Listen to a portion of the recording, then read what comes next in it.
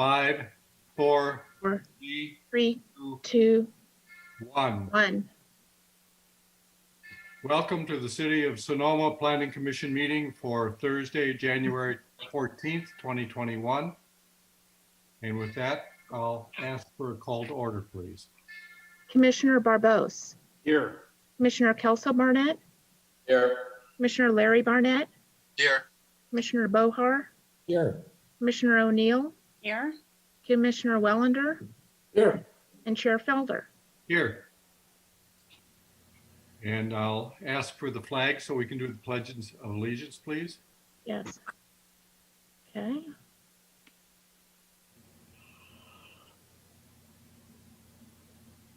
we go. All together, I pledge Pledge allegiance to the flag of the United States of America and to the republic for which it stands, One nation. under God, God, indivisible, indivisible, with with liberty. liberty and justice for all. With that, couple of housekeeping items. No new items will be heard by the Planning Commission after 10 o'clock tonight unless commissioned by majority vote specifically decides to continue reviewing items. Any decision reached by the Planning Commission may be appealed to City Council. Appeals must be filed with the City Clerk within 15 calendar days following the Planning Commission's decision. And we have the process for a virtual meeting where the public can participate with either by logging in on the Zoom site or a smartphone or regular phone. You can either raise your hand if you're on the website, or you can submit emails. If they're submitted by the time an item is addressed, it will be included. Otherwise, it will be added afterwards. I think that covers most of it. And with that, I will ask for comments from the public if on items not appearing on tonight's agenda, if there are any persons from the public that are logged in. See. No one has raised their hand to speak. Okay. With that, then I'll close the comments from the public and move on to the next item, which is review and acceptance of the agenda. Anyone have any changes they want to make to the agenda? Yeah, Mr. Chair. Yes. I don't know if it's a change, it is a clarification. Am I correct that the annexation of the property at 5th Street East and Napa Road is being put off to a future meeting? Yes, I will pull it from the consent calendar and we will discuss that at that time. Okay, thank you. Kelso? Yeah, do you think there'd be any benefit to moving the development code discussion after the lodge? So I don't anticipate, I don't know how long that will go, but if we want to make sure that we address all the items that people are here for first, perhaps we should move that up. I don't have any problem with that if everybody is in agreement. We can make a motion to do that, Kelso. All right, I motion that we move item 8.3 for item 8.2. Second. Roll call vote, please. Commissioner Barbos. Yes. Commissioner Kelso Barnett. Aye. Commissioner Larry Barnett. Aye. Commissioner Bohar. Aye. Commissioner O'Neill. Yes. Commissioner Wellender. Yes. And Chair Felder. Yes. The motion passes 7-0. Okay. Late correspondence. All the late correspondence was posted on the city website, and we did receive some public comment on one of the consent calendars, which came in after the deadline and is not yet posted. Okay. With that, we'll move on to the consent calendar. All items listed on the consent calendar considered to be routine will be acted upon by a single motion. No separate discussion unless members of the Planning Commission staff or public request specific items to be removed. To begin with, I would like to remove item 7.3, which is the annexation, for further discussion. Anyone else want to remove anything else? I'm confused. Why was it even on the consent calendar?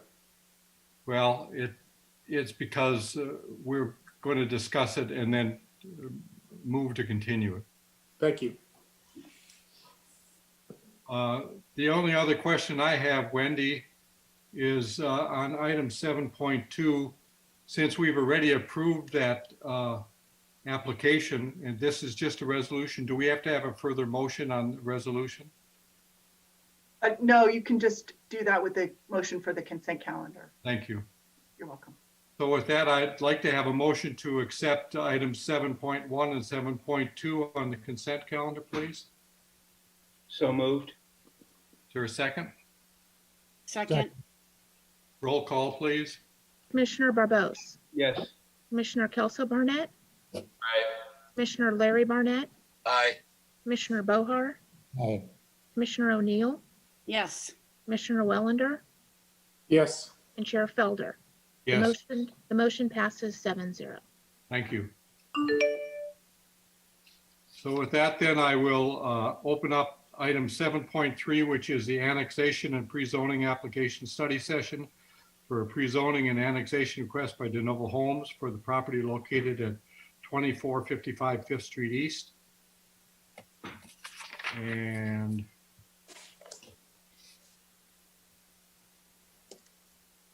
with that, I will go to a brief staff report, but just let me precede that with, if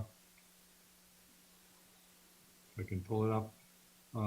It's my understanding that the staff and the applicant have come to an agreement that they would be willing to continue this item. So we'll take a brief staff report and then have a discussion. Thank you so much. Welcome to 2021, everyone. My New Year's resolution was that it was going to be less contagious, but hopefully that will end up coming true. The project before that was on the consent calendar tonight is a study session. There's been a lot of interest and public feedback, so thank you for pulling it from the consent so we can provide some additional information. The project was originally submitted early in 2020 and is currently in the process of undergoing CEQA review. The application is for a pre-zoning and a pre-annexation, and it does not include development entitlements at this time. A number of comments from the public were expressing concern about the CEQA process being sideswiped, but we are currently in the CEQA process.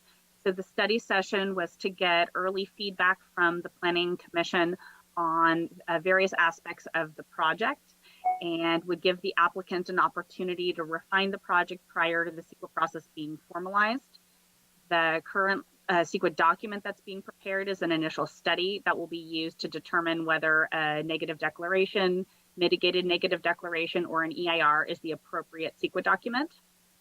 And we've engaged a consultant, Rincon Consultants, who is actively working on that now. And once the study session is finished, we'll probably take a moment and check in with the applicants and make sure that the project description meets their needs and intent. And we'll finalize the CEQA goals and documents later in 2021. And the action, the pre-zoning and pre-annexation would go, and the CEQA document would come back to the Planning Commission and a recommendation would be then given to City Council. So we still have several steps between where we are now and the intent of the study session and any kind of an approval process. Thank you. Is that it? I just have one comment to raise on this. Even though there is an agreement by the staff and the applicant to continue the item, there appears to be some expectation by the applicant to try to put this on the February regular February Planning Commission meeting agenda. I would suggest that it would be better considering the volume of response we've had from the public on this item, that we continue it off calendar so that it has the opportunity to be renoticed so the public knows exactly when we're going to discuss this item. If there's any other questions of staff, you may ask them now. Otherwise, we'll see if there's public comment on the item. I have a question. Yeah. And this is just a procedural question. In an effort to appear transparent to the community, there was some bewilderment on the part of the comments about why the mailing was dated the 25th, stamped January 8th, and not reached to them till the 11th. And here we're meeting on the 14th. I understand that there's Christmas and I understand we're in COVID, but this does not bode well as far as our effort to keep particularly the neighborhood informed with what's going on. And I'm not being overly critical. I'm just saying it didn't look good. And I thought we were back at work January 4th. So anyway, it's my question, and I don't need an answer, but I just want to say that it doesn't look good when we don't give the public enough time to make thoughtful comment. I'm happy to provide an answer. I can't answer the specifics of the mail service, but I will note that our typical practice and what is required by the code is actually no notice for a study session. So we actually took an extra step in noticing this project given the anticipated public interest. And then another benefit to continuing the hearing to February is to give additional time for people to become updated. Again, it is just a study session. There is no action being required. So having the study session in itself on top of the notice is all an attempt to give the public as much information and as much notice as possible. All of the project materials are on our website and are available for the public. And people are welcome to reach out to me directly with questions. But yeah, there is no, the study session tonight was an opportunity for the applicant to present their project and to give information. And there's plenty of time over the next coming months for public participation. And I accept that, and that's certainly logical, but if the public is not aware of that, perception is still the issue. And I don't know what the resolution is, but again, I'm part of the machine that's trying to suggest that we want input, we want it timely, and we have nothing to hide. So I'm just throwing out my 2 cents. Well, and all the more reason that I would hope that we would consider continuing this off calendar so that we can give proper noticing for the next time a study session comes forward, so the public has plenty of opportunity to know when that's going to happen. Can we just do both? Can we continue it to February and do the notice out of an abundant, the notice hasn't gone out yet, so we can do I mean, I'll leave it up to the original commission. notice. Yeah, Mr. Chair, if I can, perhaps Christina Morris can tell us if she remembers when the mail cards were sent out. Again, this is not a case of not doing a proper notice. We were trying to do one that was not required, but I don't know the exact date when they were mailed out. Christina, do you recall off the top of your head? Yes, they were mailed out on the 23rd. Of December? Yes. And the date of the notice was Friday, the 25th, Christmas. So they would have received them, the public, I'm assuming, the week between Christmas and New Year's. If not sooner, yes. Thank you. Are there other questions of staff? Jim? I just want to make a comment. I think that I didn't realize the distinction of noticing the public between a regular application and a study session. And I suspect that the neighbors don't know the difference either. And I think that given the public opinion, they would have been very disappointed had they not been noticed on this meeting. And I think they feel like that would be important to them, regardless of whether it's an application meeting or not. Thanks. Sheila? So Kelso and I are using the put your hand up online, but nobody seems to be looking at that. But I just want to say I've received no emails on this item. So all the public comment, I mean, I've seen things in the newspaper, but I'm not personally receiving anything. Is anybody else? They're only appearing on the website under the document. Okay. And you Okay. have to open up the general planning commission comments for this meeting.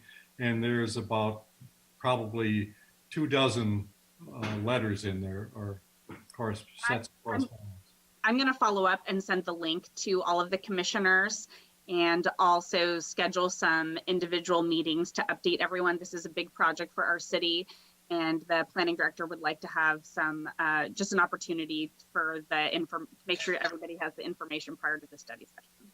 Thank you. Other questions of staff? Kelso? Yes. First, I want to thank the planning staff for actually sending out notice to the neighborhood, however it happened, because as I think Christina said, for a study session, that's not required. And so I think they're sort of going above and beyond. So thank you for doing that, number one. Number two, this is more just sort of a procedural question, Christina. Is the environmental document, whether it's a neg deck, EIR, or exempt, whatever it's going to be, is that for the annexation or is it for the project? And are those two different things? Like So for, right, like, is the EIR for potential EIR going to look at the 59 unit project that is proposed with the site plan, or is it just going to look at annexing 3 acres into the city of Sonoma? Do you understand the difference? yeah, Yeah. so right now, the application that has been submitted to the planning department is for pre-zoning and for pre-annexation. Right. We have a conceptual site plan, we have grading plans, we have a whole slew of technical studies. So under CEQA, you're required to evaluate the proposed project and also what is reasonably foreseeable. And so it's reasonably foreseeable that there is going to be some form of development on the site. But the proposed project is the annexation. It's that not. is the application before the city at this point is the pre-zoning and pre-annexation. So there will be reasonable assumptions made about the future development based on the maximum development potential of the site for the based on the zoning and the general plan designation. So the site is within the sphere of influence. It's currently designated by our general plan as mixed use. And so the corresponding zoning and what's being proposed by the applicant is for the proposed zoning to be mixed use as well. So we'll be anticipating that there will be a mixed use development and have a reasonable worst case scenario as part of the CEQA analysis. But they already have a site plan. I mean, There is a conceptual site plan, and that will be part of the project description. But that site plan is not currently part of the application that was submitted for approval. Mr. Chair, if I can add on to what Yeah. Christina has said to go along with the question from Commissioner Barnett, that is a discussion the applicant is fully aware of from the time they submitted their application. I have not made a determination yet as to whether we will continue on in that discussion with just having a conceptual plan. It is my goal to bring a recommendation to you once I got to it, and that it would be to have a site plan or a PD permit in concert with that, because when a project goes to LAFCO, I wanted to have all of the entitlements, which would include the CEQA analysis. So staff will be making a determination before we finish the environmental review process to include the PD or a map or something like that. And that, again, as Christina has said, our submittal requirements do not require it of an applicant. They have discretion to submit as they choose, but we're not obligated to pursue it or process it accordingly. Thank you. I have a question for Christina. You were saying that the general plan designates this as mixed use, even though it's outside the city limits. Correct. Would you send me the reference to in the general plan where that's stated? Yeah, it's in the map. So all of the areas that are within the sphere of influence have a general plan designation. I'm happy to send that to you. Thank you. I have another question then, just to follow up on that. So part of the project is pre-zoning, correct? Correct. So do we apply the mixed use that's in the general plan, or do we have discretion to apply any type of zoning to this? So the request by the applicant is for mixed use. I see David nodding his head, so I'll let him chime in. I think if they had wanted to do a general plan amendment as well, they could have filed for a general plan amendment if they wanted to apply for it to be commercial with a commercial zoning. But the case before us is that it is has a general plan designation of mixed use, and they're proposing for mixed use zoning. Does the planning commission have the discretion to modify that zoning? I Yes. see David nodding yes. Yes, you, yes, you do. They're not fixed. Anything else? Like, do we have that discretion? Yes, you do. Okay. And if Okay. I could just And then, comment. All the questions, we should open this up to the public if anybody is listening that wants to speak. There's a chat going on. I just want to comment real quickly that we are aware that not all the comments are on the website. Some of them came after the deadline. There is a lag between them being submitted to our general planning mailbox and them getting uploaded, but they will all be uploaded as quickly as possible and available for viewing. can I ask one last question before we go Yeah. to public? Do any of the new state laws affecting housing apply to this project? And do any of them reduce local control? Like, for example, like that 5 meeting rule, would that be applicable to this project? I'm not talking, there are two projects here. There's the annexation and then the eventual project. And so, Again, remember that this property is not within our city limits. right, So SB 330 does not apply to this project. In other words, if this project was submitted to the county, then SB 330 would apply. So at this point, SB 330 does not apply. but it would apply if we annex it. At the point in the future, that is correct, yes. Okay, thank you. Ron, go ahead. Again, this would be probably for David. If the applicant decides to pursue development through the county, we have no obligation to provide services, do we? That is correct, but in my experience over the years, the county won't process. They'll refer it to the city for annexation because it is in our SOI and UGB. And we're obviously, the county knows that we're the ones that will be providing the water. Okay, thank you. Do we have any members of the public that care to speak on this item? Mr. You're Chair, muted. you have to turn the time over to the applicant first before you open up to the public comment. Is the applicant on the site? I can't hear. Christina, you're muted. No, I do not see the applicant. Do you see a name of Carrie or Trent? No. Oh, see Carrie, excuse me, Carrie, yes. Carrie's here. Carrie, yeah, if you can bring her in, please. Okay. I promoted Carrie as a panelist. Oh, thank She you. should be able to start her video, or he.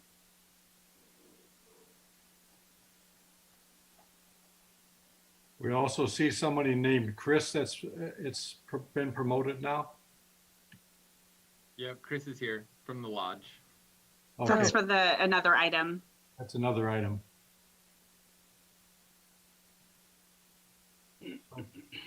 Carrie, if you'll unmute, you have the opportunity to speak to this item.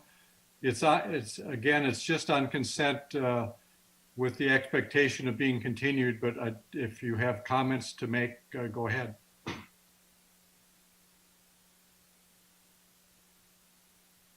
Once again, Carrie, you're muted.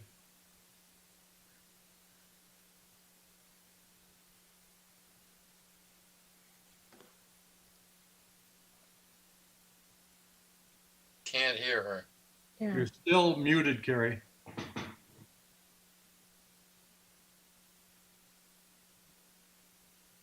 The mute's on the bottom left of your screen. There we go. Thank you.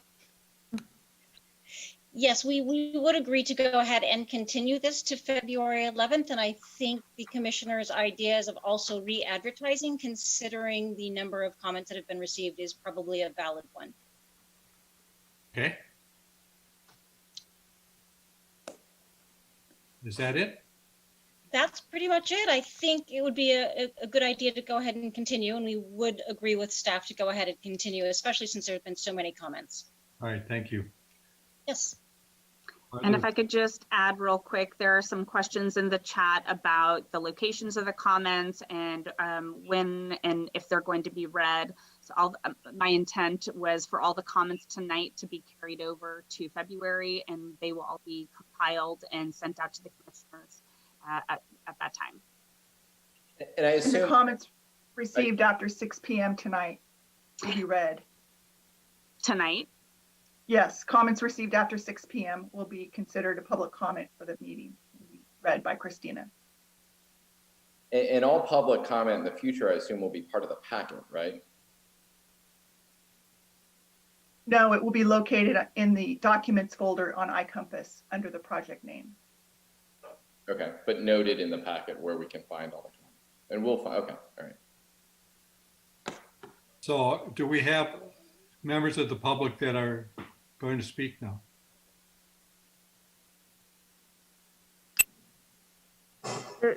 Dennis, let me see if he's speaking on this item. He's raised his hand. Chris Petlock has raised his hand, and Dennis Aftergood. So pick one, Christina, and have them Okay. speak. Okay. Dennis.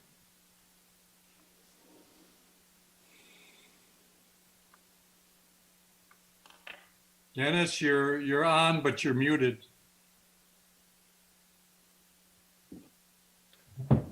Thank you. My name is Dennis Aftergood. Thank you for the opportunity to appear. I appreciate the comments that were made about public transparency.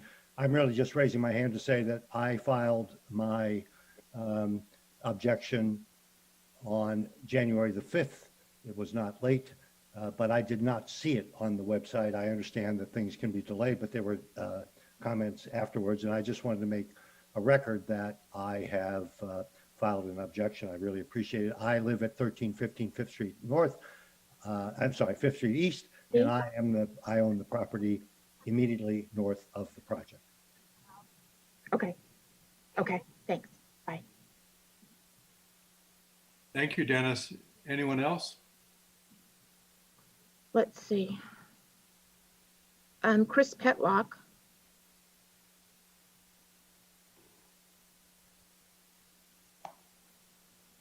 Go ahead, Chris Petlock. You're muted.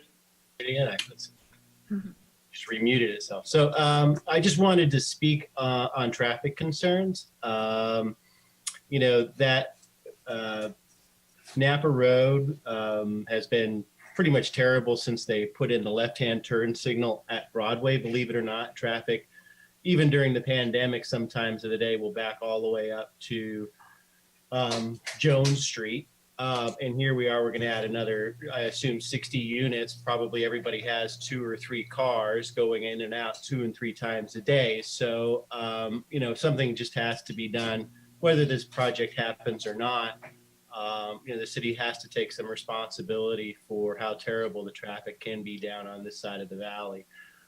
You know, I know that this project doesn't own any of those issues, but they are going to make it much, much worse. I think if you were to do a traffic study, you'd find that many times of the day, the traffic exceeds noise ordinance. And certainly many times of the day, it's impossible to get anywhere. So, and then certainly as 121 closes or there's problems on 37, all of that spills here onto Napa Road. So certainly, you know, if you're considering more development in this area, you've got to do more to develop and calm traffic around here so that the people that already live here can continue to enjoy living in the valley. That's pretty much all I have at this time, and I look forward to seeing this move along. Thanks. Thank you, Chris. Anyone else? Yes, Penny and Robert Barron.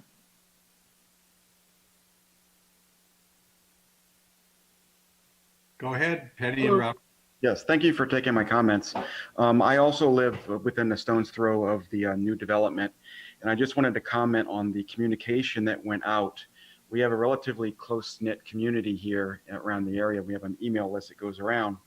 And when I sent out an email to the neighbors, a good number of them had said they had not received the same notice that we did.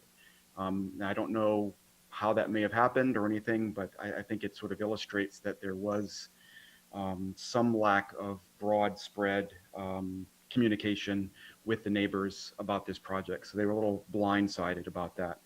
I'd also want to point out that the card itself indicated that ordinances allow for 59 units given the size of the property. And yet, although I realize this is not an official application yet from the developers, the site plan calls for 60 units. So that already seems to contradict what the city says is the max that would be allowed there. So it's causing some concern for the neighbors. And so I'm satisfied or happy that there will be a continuance or pushing this off a little bit into the future to allow the neighborhood to digest this more. And so thank you for my time. Thank you. Mr. Chair, if we could have Christina respond.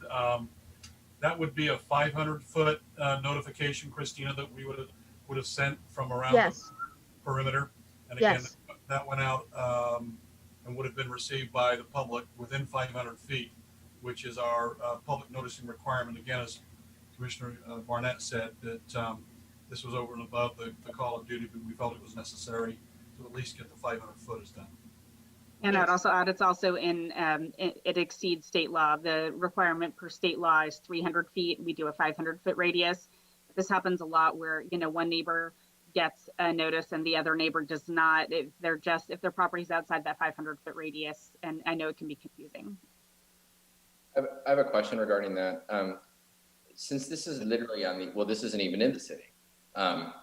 So it's going to extend, 500 feet is going to extend to addresses outside the city. Are those people noticed it, or only residents of the city of Sonoma noticed?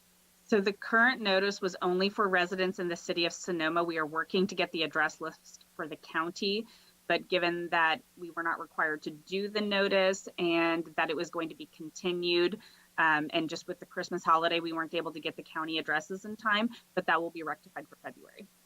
Okay, great. Any other comments from the public? Yes, there are 3 written comments that Christina Morris will read. Okay, just.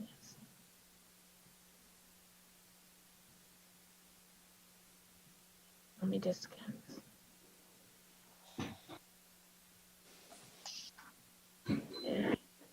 Dear Commissioners, the Doyle project at 20455 5th Street East presents several concerns for myself and neighbors I have corresponded with.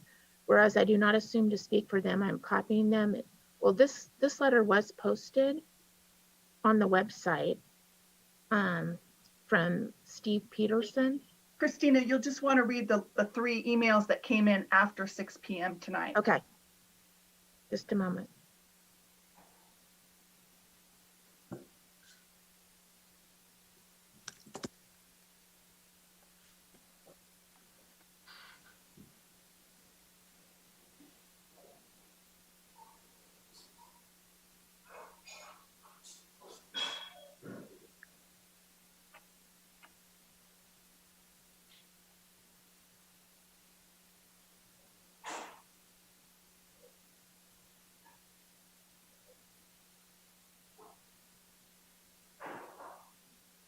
While Christine is looking, I Yes. just wanted to comment to Chris Petlock and to clarify that the city has engaged a traffic consultant, W-Trans, and they will be doing an independent traffic report to look at all those issues. So thank you. That'll be a part of the EIR or neg deck, correct, Christina? Correct. Yeah, right now it will be informing the initial study and what level of review will be required for CEQA.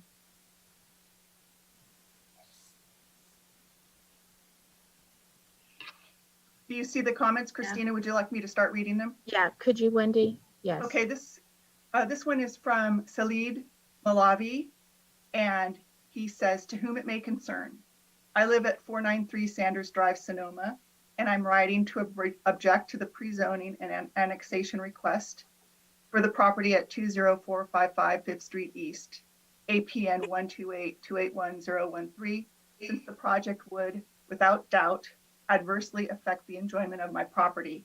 I strongly object to the design and density of the project.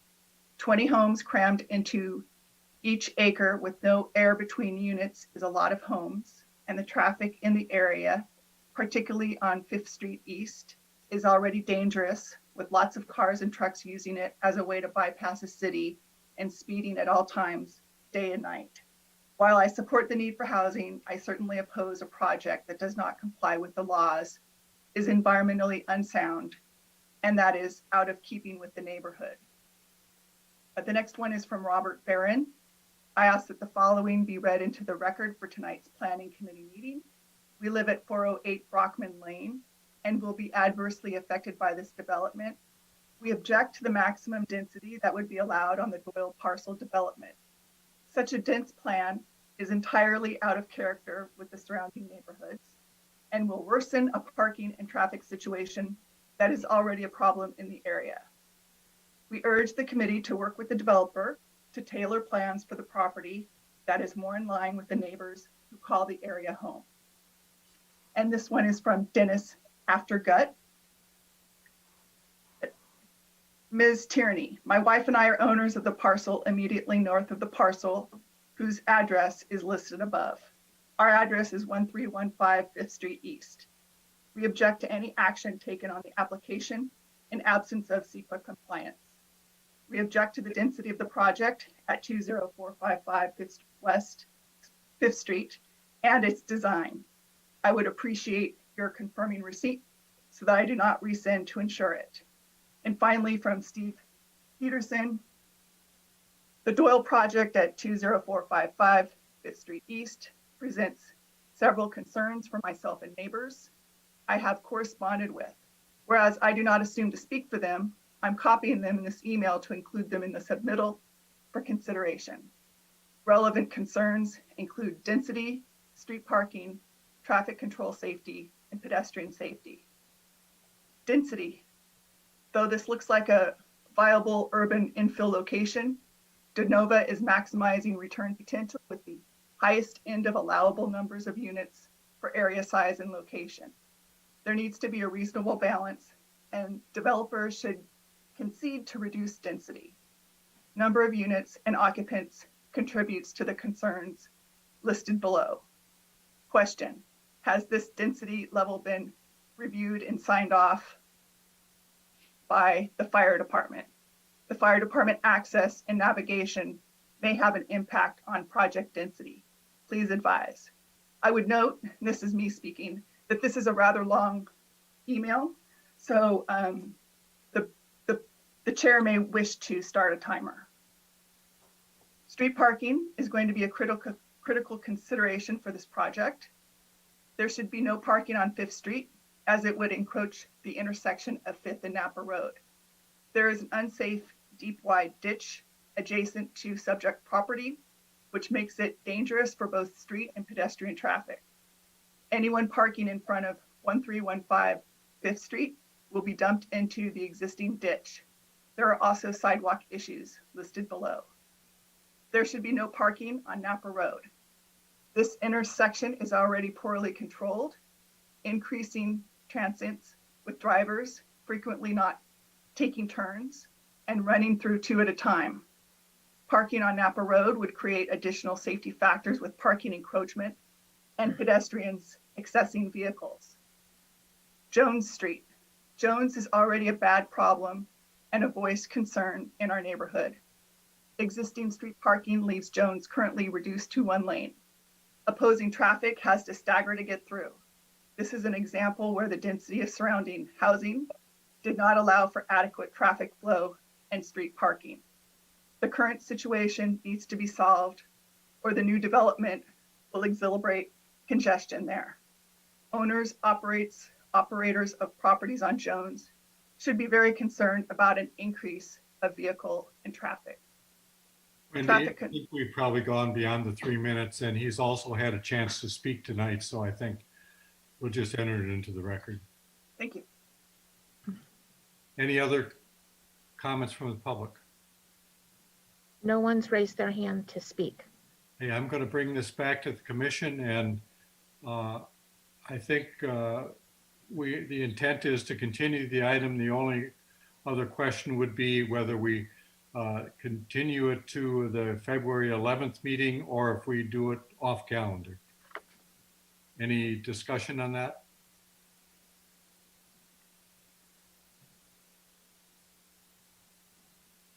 Well, all I would say to that is I have no problem continuing it to a date certain in February, as long as the planning department says they're going to, was that part of the earlier discussion? It's going to be re-noticed. The neighbors will be noticed, Yeah, the county neighbors as well.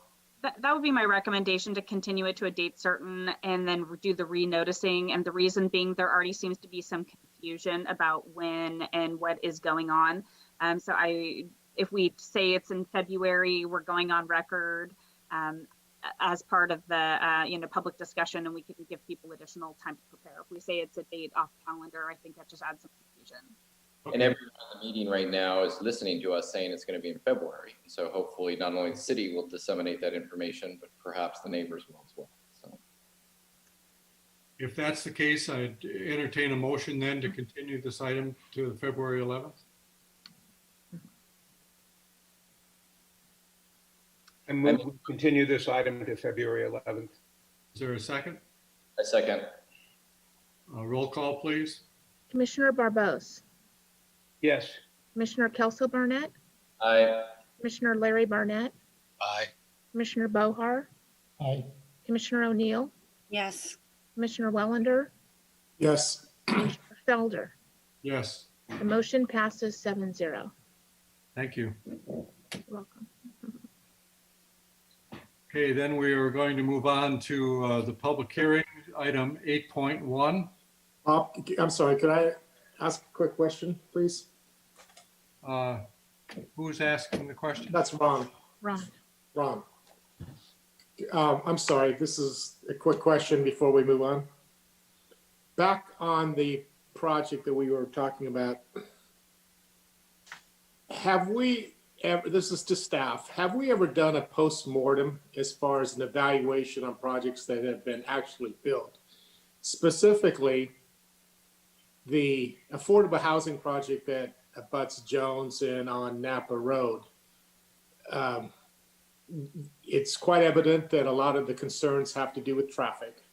My question is, I'd like to know if there was a traffic study done originally as part of an EIR, and I'd like to see the data that they made the assumptions on, because when I circulate in and amongst that development, it's tight, it's packed, it's a lot of cars. I'm not saying it's not legal, but I'm just saying, were we given adequate information as far as the impact that project was going to have so that the commissioners were informed? My concern would be the same for this project with W-Trans or whoever, because I think that's critical, and I really think we're missing out if we don't go back and reassess some of the things that we've approved. To me, we don't have a way of confirming whether or not it was a thoughtful, correct decision, or maybe we need to revisit the way we process the information we're given. So, long-winded question, comment. So actually, Wendy might know this answer better. I believe it's called the Wildflower. I believe there was an initial study. Wendy, do you remember what level of environmental review it was? It was before Wendy. Oh, wow. Wendy? I did the final inspections, but I didn't do any of the taking the project through the planning process. I'm happy to check and get back to you on that. I will note that parking and that traffic congestion is not a secret issue per se. And so a lot of these issues, it's kind of a blended issue between planning and zoning code requirements, as well as CEQA. CEQA is more looking at hazards on roadways, We have VMT issues like that. There are acknowledged issues at the county level with that intersection, so we will be collaborating closely. Another comment was, given the pandemic, how the traffic report will be conducted. So the city is, as I mentioned, contracted with W-Trans. They are a local Sonoma County firm that does a lot of work in our town. So the traffic counts are pre-pandemic to make sure that there isn't a sort of an artificial load on the roads being taken account into the report. Thank you. The wildflower was a neg deck. Thank you. Yeah, and CEQA over time changes so much. Wendy, you've worked for the city for 10 years. Is that right? 15. So CEQA, 15, 20 years ago was a completely different animal. So probably looking at the document doesn't have a ton of utility, but it definitely will be good information to have. But I think my point and comment has still got legitimacy because there's an existing condition there. Absolutely. And I think there's a value, whether it's a staff or planning commissioners do it, I think there's a value in going back and revisiting because it would be, I would like us to move forward informed. And if we read certain data off of a traffic report or we get certain information, but then we find out years later it didn't hold water. I don't like making decisions based upon information that doesn't truly pan out accurately. Can I speak real quick? Yeah. I would just note, because I just Googled the Wildflower subdivision, which is right next door, and that's also, it was 2.97 acres, so similar size. And that has 34 units, and that present land use at the time was Sonoma residential, which is 3 to 8 units an acre. So that's just information. Thank you. I think we've concluded this item, so let's move on to item 8.1, public hearing, which is a discussion and possible action to approve a variance to a garage setback standards allowing for a new 126 square foot front porch located at 420 Mall Court. With that, I'll get a staff report from project planner Wendy. Thank you, Chair Felder and Planning Commissioners. The application before you is a possible action to approve design review and a variance to remodel an existing 1,420 square foot residence and construct a new 126 square foot porch. The project's located on Mole Court near its intersection with East Spain Street. It's in the Northeast Planning Area, zoned low density residential, and in the historic overlay zone. The applicant is proposing a new 126 square foot porch. The narrative indicates that the porch would be keeping in with the architectural heritage of the neighborhood in design, size, and color, including a porch roof that would be the same pitch, style, and the same roofing material as the existing roof. While colors are not subject to a discretionary review for single family residents, the applicant is proposing to paint the building Benjamin Moore, Shannon Doe. With regard to zoning requirements, a 25-foot rear yard setback is required in the zoning district. The existing non-conforming residence is set back 20 feet, 10 inches from the rear property line. The project meets this requirement as no changes are proposed. The project complies with the side yard setbacks, coverage, floor area ratio, and building height. With regard to the garage setback in this planning district, garages shall be set back 20 feet from the front of the primary structure. And the existing non-conforming attached garage is set back 16 feet from the front property line and 20 feet from the front of the residence. With the addition of the porch, the garage will be set back 12 feet from the front of the primary structure, and so a variance is required. And in this picture, this is the property line. This is the existing garage setback. The garage is here. The garage is set back 16 feet from the front property line. And the garage is set back 20 feet from the front of the primary residence. With the addition of the porch, this garage setback area is going to be reduced to 12 feet. For projects that are subject to both discretionary review by the Design Review Commission and the Planning Commission, the Design Review Commission reviews the project first and makes a recommendation to the Planning Commission. Back in November, the Design Review Commission reviewed the design review application and recommended that the Planning Commission approve the project. So there are certain findings this commission will have to make in order to approve the project. So there are design review findings and variance findings. And staff's recommending that the Planning Commission approve the design review and the variance applications subject to findings and conditions of approval. Thank you. Just a question of clarification to you, Wendy. I believe that the current code requires the garage to be set back 20 feet from the front of the primary residence, not in front of the primary residence. So this is obviously out of compliance.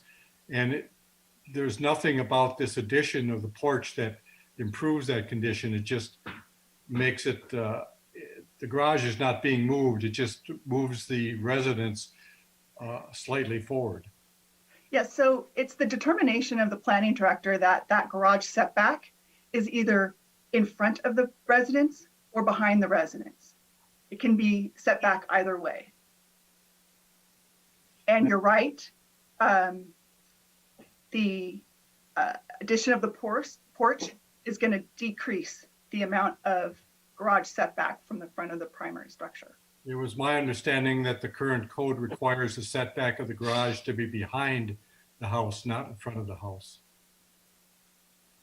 I mean, that was the interpretation of the past planning director, but our current planning director has determined that it's either in front or in back.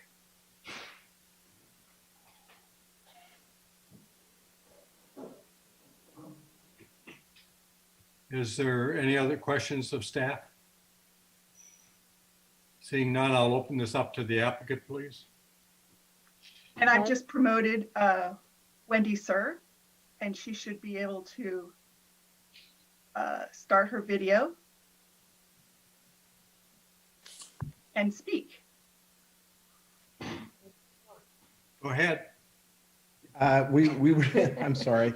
We really appreciate your time tonight, Chair Felder and the rest of the commissioners, and certainly that of Christina and all the work that Wendy did backgrounding this project.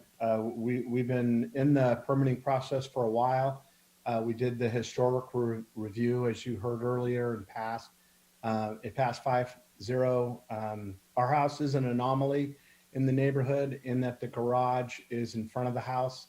In the historical review, they said that because when it was built, cars were just becoming all the rage. And so they were featuring cars in driveways at the time, which we found kind of interesting, although it's got us here trying to get a porch.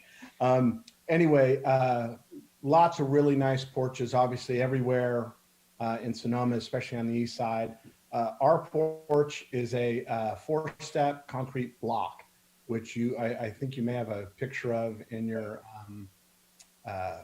package. So what we're hoping for is a very modest 8-foot extended porch that would be 8 feet closer to the front of the garage, but completely in keeping with the house. The house is already painted Shenandoah, so and trimmed in white, so the porch would be the same.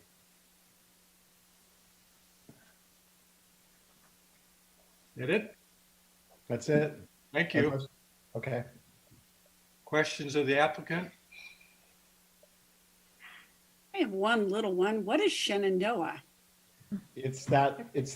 I should take the color question. Yeah. Yeah, go ahead.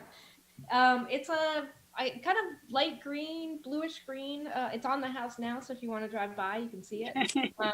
There's actually a house on 2nd Street East that has a similar color, and we hired Leslie Tipple, who many of you know from the other commissions, and she actually helped me pick out the color. So yeah, it's a nice. Some people call it a sea green. Yeah. Okay, kind of like your shirt. This is like olive. So it's kind of between olive and teal. Okay, thank you. Question, Mr. Chair. Yes. In looking at the plans, it appears to me that there is that the garage and the house are actually connected. Am I correct? That in other words, they are attached to each other. Yes, but yes, they're attached, but you can't go from one to the other. No, I understand, but they're attached. Yeah. Yeah. Thank you.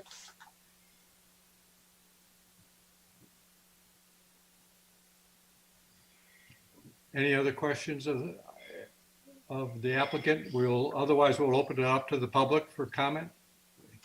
Anyone from the public care to speak?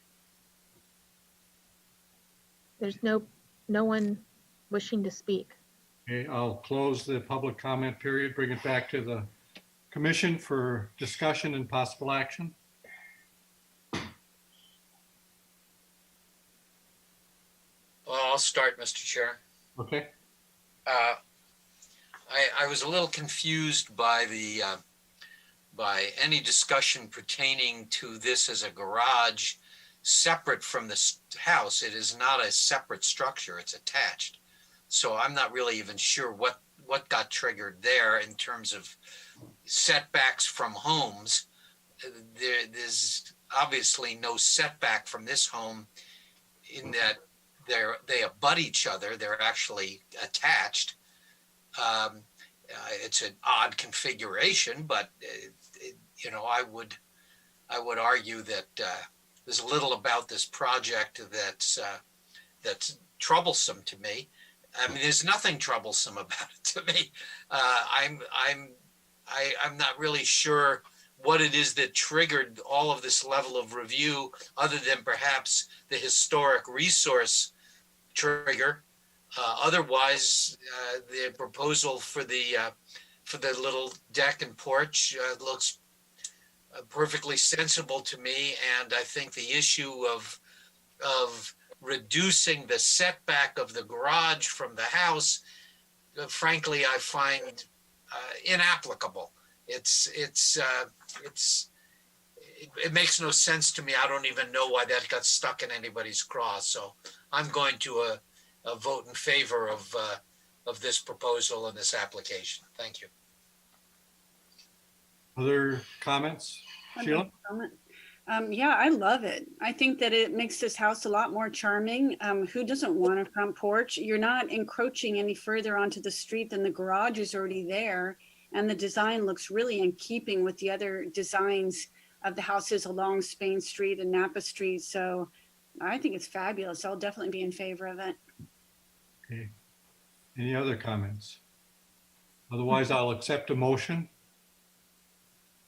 I'll move to approve the findings and the decision of the Design Review Commission and move to approve the application. I'll second. Roll call, please. Commissioner Barbos. Yes. Commissioner Kelso Barnett. Aye. Commissioner Larry Barnett. Aye. Commissioner Bohar. Yes. Commissioner O'Neill. Yes. Vice Chair Willander. Yes. And Chair Felder. Yes. The motion passes 7-0. Thank you. Good luck. Congratulations. Good luck on your project.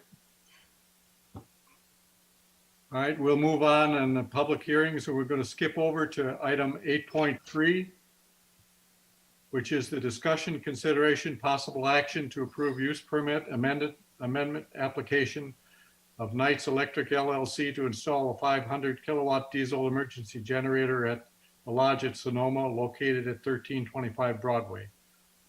With that, we'll take a staff report from Christina.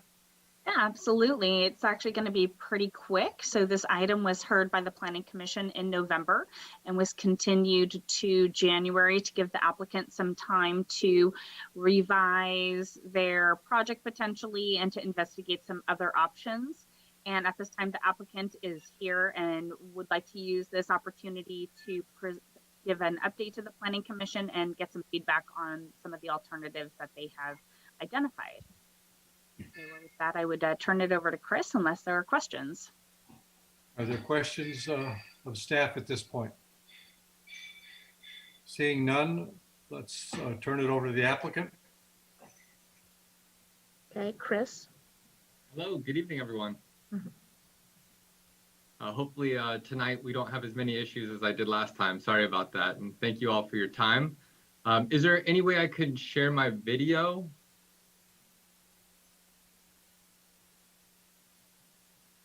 Christina, you're muted. Yeah.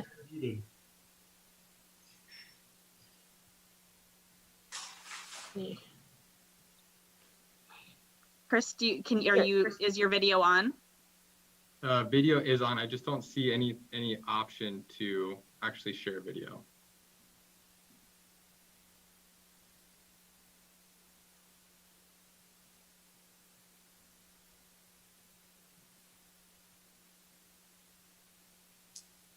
You could email it to Christina and she could display it. He's still in here? It looks like he got kicked out. Was he demoted, Christina? No. It looks like he's an attendee. Oh, no, he's back. He's back. I'm back. Thank you, everyone. Yeah, either way is maybe if the easiest thing is to send this over to Christina, then I could do that. Chris, if you want to email it to me, I can show whatever you want. Perfect.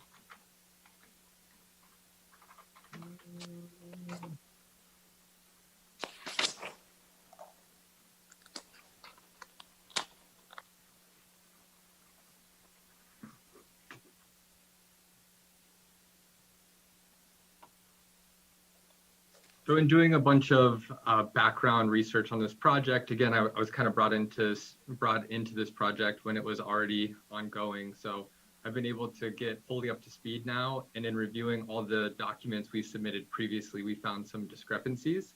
So I do apologize for that. And that's the reason why we wanted to take the opportunity to just share the information we currently have and then present updated documents for the commission to review.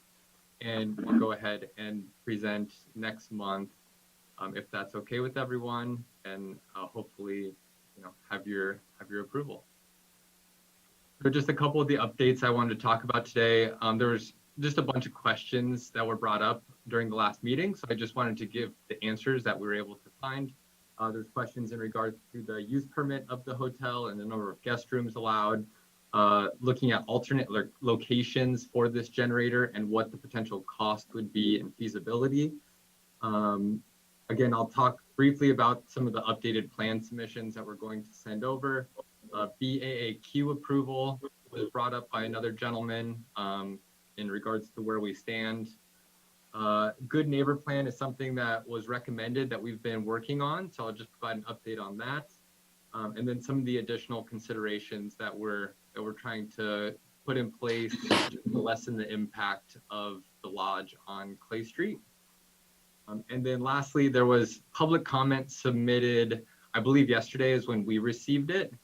And I just want to touch base on that. We do have that information and we're working on a response.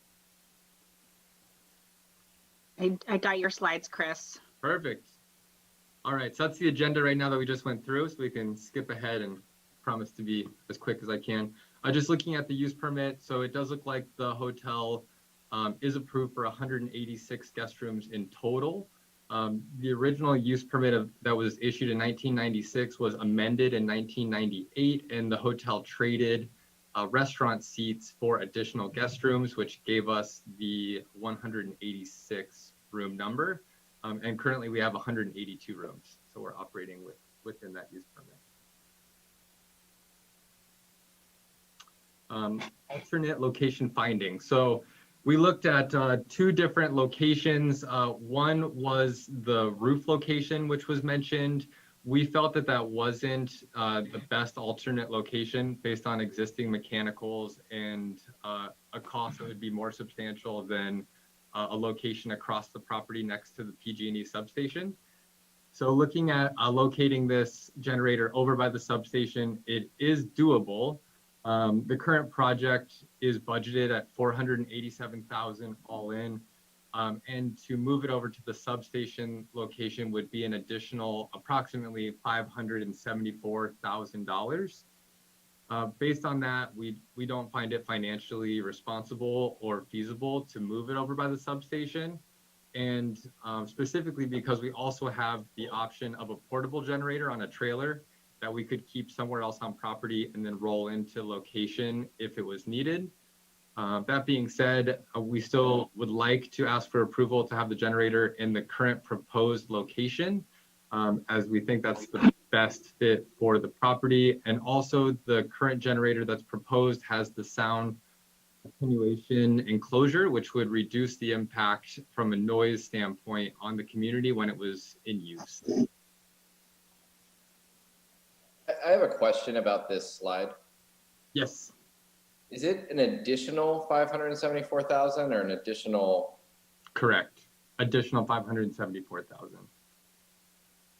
So it would be $1 million. Okay. All right. Thank you. Of course. Thank you.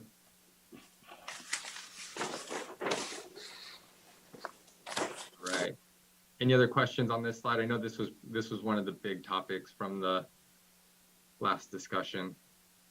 I guess I've got just a question about something on your spreadsheet here. Yes, The sir. most expensive line item in it is this 600 MCN THHNCU.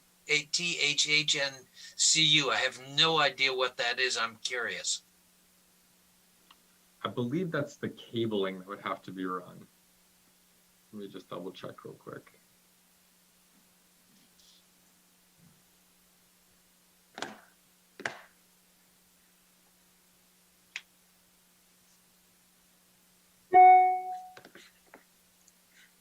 Are there any other questions on this slide? Christina, can you possibly blow this up? I can't read any of the numbers on it. Let me see.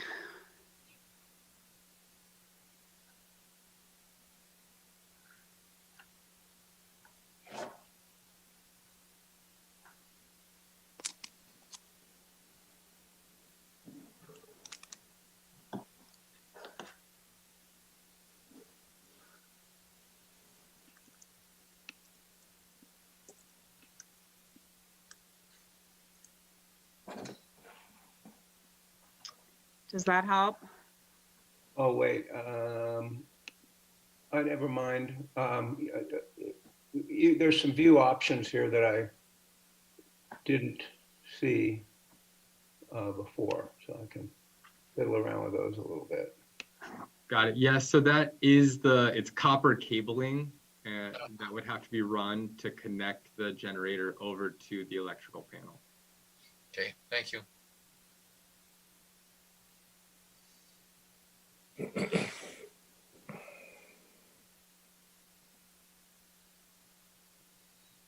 That it for this slide? Yeah, sorry, I'm trying to figure out now which one I'm screen sharing on.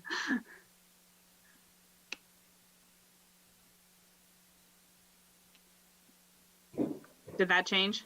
Yes. Okay.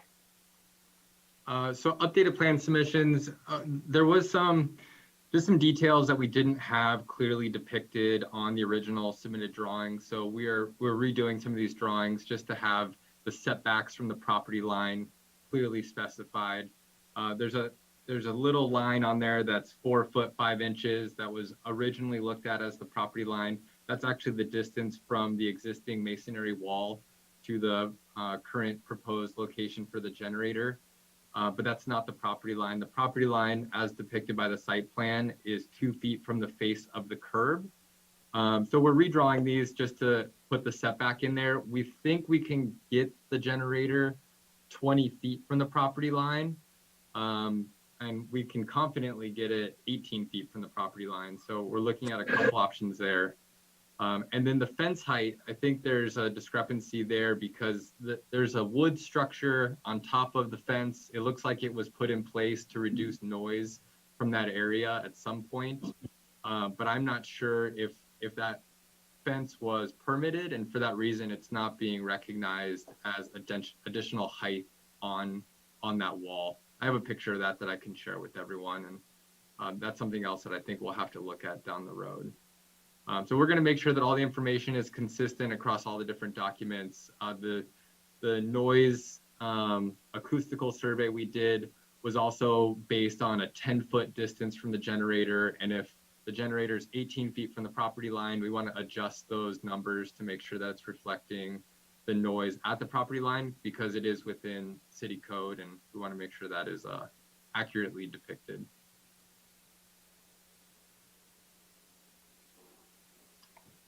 Can go to the next slide now, Christina.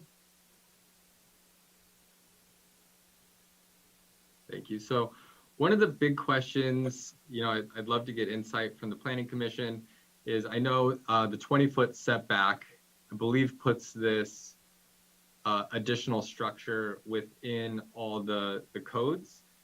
So we have a couple options. Hopefully we can get it within at least 20 feet from the property line in its current location. As I said, we can confidently get it 18 feet from the property line. So we have the option of potentially asking for an exception for it to be 18 feet from the property line.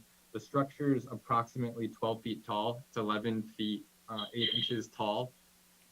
If the commission feels that the exception of 18 feet would not be a possibility, we are looking at shifting the location in the same general area, but if we push it north of the current location, we can definitely get it 20 feet from the property line.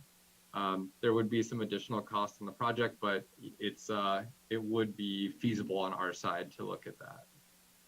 Chris, can you, maybe my directions are wrong, but north would be closer, right? Oh, okay, maybe I'm thinking the wrong direction. I mean, so you can see it's like Broadway on this picture would be to the right. Yeah, so you're talking at west, not north. West. Yes, thank you. It'd be west. Question, please. Yes, sir.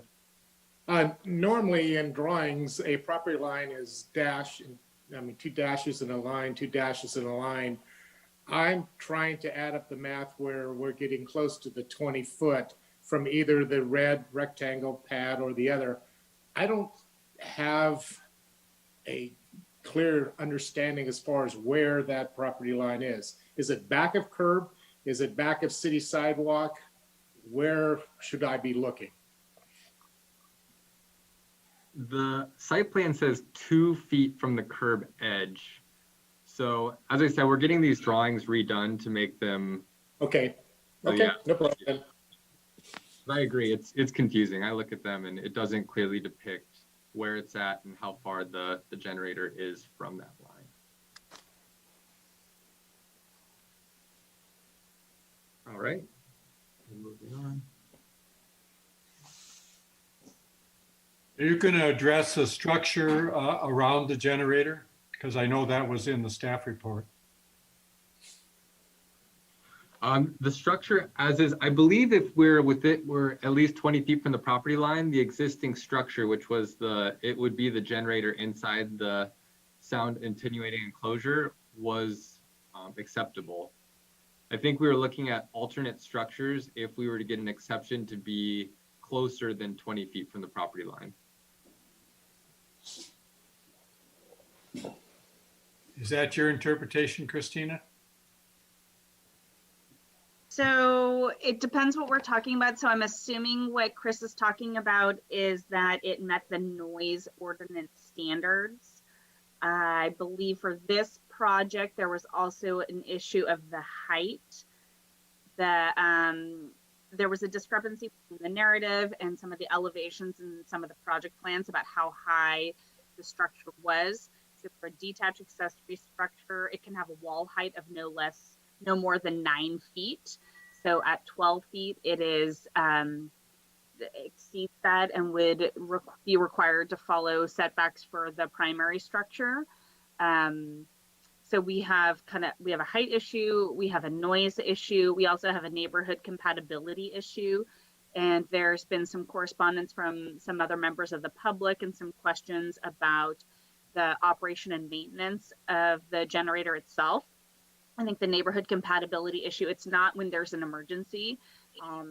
As we have seen as the PSPS events have kind of progressed and PG&E has gotten better, the risk of a power outage at this location is actually pretty slim.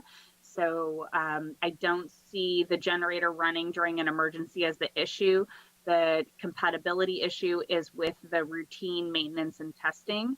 And I think that the discussion, there's an issue with, does it meet the noise ordinance itself? And then there's a use permit question, is the use compatible in this location given the proximity to the neighbors? So it's kind of a three-pronged test. Mm-hmm. Christina, correct me if I'm wrong. If we're 20 feet from the property line, I believe the structure can be up to 15 feet high. Is that correct? I am not prepared to answer that now. I'd have Okay. to check. So our detached accessory structure can be located as close as 5 feet to the property line, but it has to be no higher, have a wall height no higher than 9 feet. And then at a point 10 feet in from the property line, can't be more than 12 feet, I believe, and I could be getting this wrong, and no higher than 15 feet maximum. And other than that, it would have to maintain the same side setbacks as the primary structure. And because Clay Street is a street side setback, it's essentially the same as a front setback.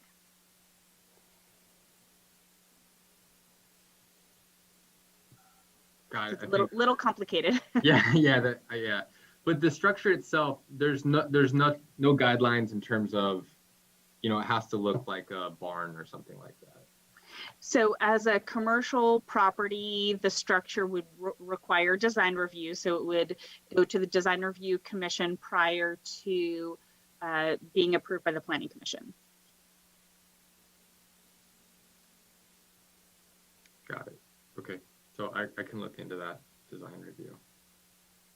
I would highly recommend the consideration of a structure from the neighborhood compatibility issue. I believe that the generator, it might meet the noise ordinance, but I think clarifying in the narrative what the testing requirements are will definitely help. I think currently it says weekly, and I believe we've had some discussions about lessening that. I think there's still some ongoing questions about that issue. Mm-hmm. Yeah, we had gained approval from the manufacturer to run it monthly as opposed to weekly. So that'll be in the updated narrative. And then I know that public comment had some questions on the amount of time that it had to be exercised. So we will address that in the updated documents as well. So if I hear you correctly, Christina, this would have to go back, if we're requiring a structure, this would have to go to design review before it comes back to us? Correct. So there have been a couple times where we have approved items with the condition that it get approved by design review. So we could do it one of two ways. I would, tonight you could give feedback as to what the commission would feel about having a structure versus not having a structure, and the merits of meeting the noise ordinance versus the use permit findings. And then, the direction could be to consider a structure, then it could go to design review and then come back to the planning commission. Alternatively, if we continue this item to a later date, and we could condition the project to be within a structure, and it could go to design review after the fact if that's what the commission wanted to do. So we have some options. Either way. Question? Go ahead. Given the history of the lodge and its relationship with the neighbors to the west and north, do we have feedback from them as to this particular application? There has been some comments that I have received. I'll let Chris comment whether he's had any additional complaints. But it hasn't been a substantial amount of comments. We've had some comments about the specifics of the generator and about the testing. Those should all be on our website, and I'm happy to send those out to make sure they're easily accessible. And I haven't received any comments directly from any of the neighbors. Well, can you generally say what the nature of the concerns the neighbors have expressed so far, since we haven't seen them? Yeah, the concerns that I've seen have been largely what we've already discussed: the frequency of the testing, the duration of the testing. The concerns really aren't during an emergency, what the noise is going to be. It's going to be just kind of the day in, day out use of it, making an existing situation worse. There are ongoing discussions with the lodge, and would love to take this opportunity to just thank Chris. He's been really open to all of the discussions that we've had about improving the existing situation. But there's been an ongoing issue with that loading dock since it was the facility was constructed, and so a lot of the concerns are just about that area of the property in general. Thank you, Christina. Yeah, my goal is really, I think there's been some negligence and just lack of monitoring that area and being a good neighbor. So, I don't feel that we should be impacting Clay Street as much as we may have in the past. So my goal is really to repair some of the relationship with the neighborhood and just act as a responsible operator and reduce that impact. So in a couple of slides, and I'll just speak to, we put together a good neighbor plan, really trying to address the majority of the challenges that the neighbors have had with the lodge in the past, because most of it is manageable. I mean, I can't say that we can resolve it necessarily completely, but we can absolutely manage it. And we've really been working to do that.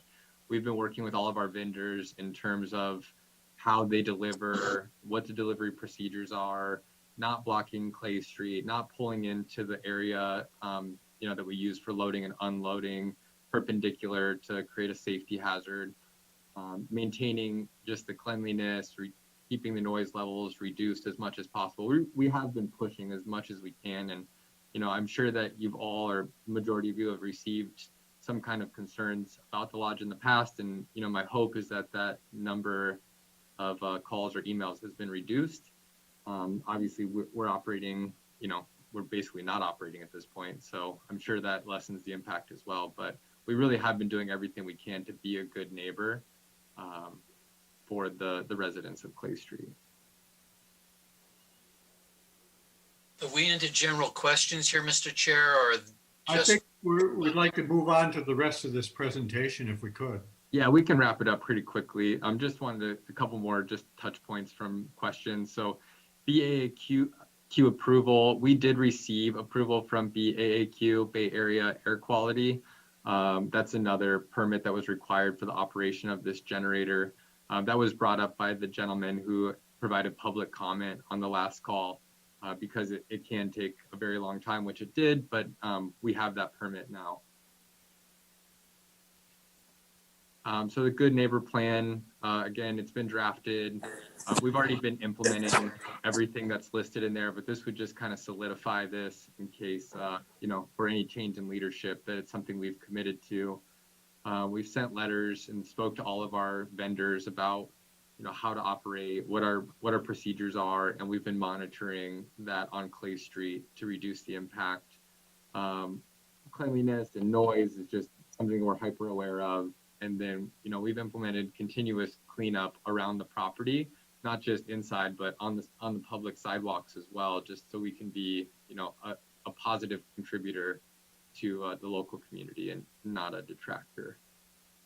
Some other considerations we're working on, we're trying to, or we're getting bids to extend the solid wood fence along the back wall.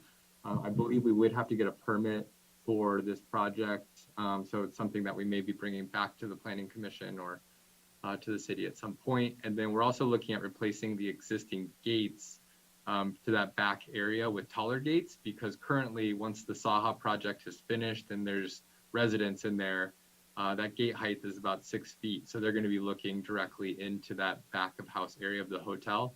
So this is something we feel would be just a nice enhancement for that community in that area.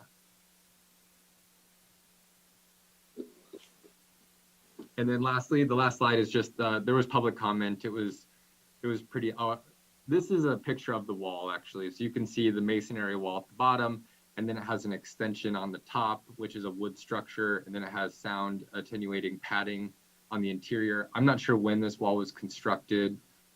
Christina mentioned that it may not have been permitted and needs to be. So we need to look into that, but we also are considering extending this wall structure down the complete back of house area. Currently, it only goes for about 30 feet and then it ends. And we feel if we did this, we could reduce the overall noise impact and then visual impact on Clay Street. So if you see this wall is 8.5 feet tall. The generator, as I mentioned, is 11 feet 8 inches tall, so almost 12 inches or 12 feet tall.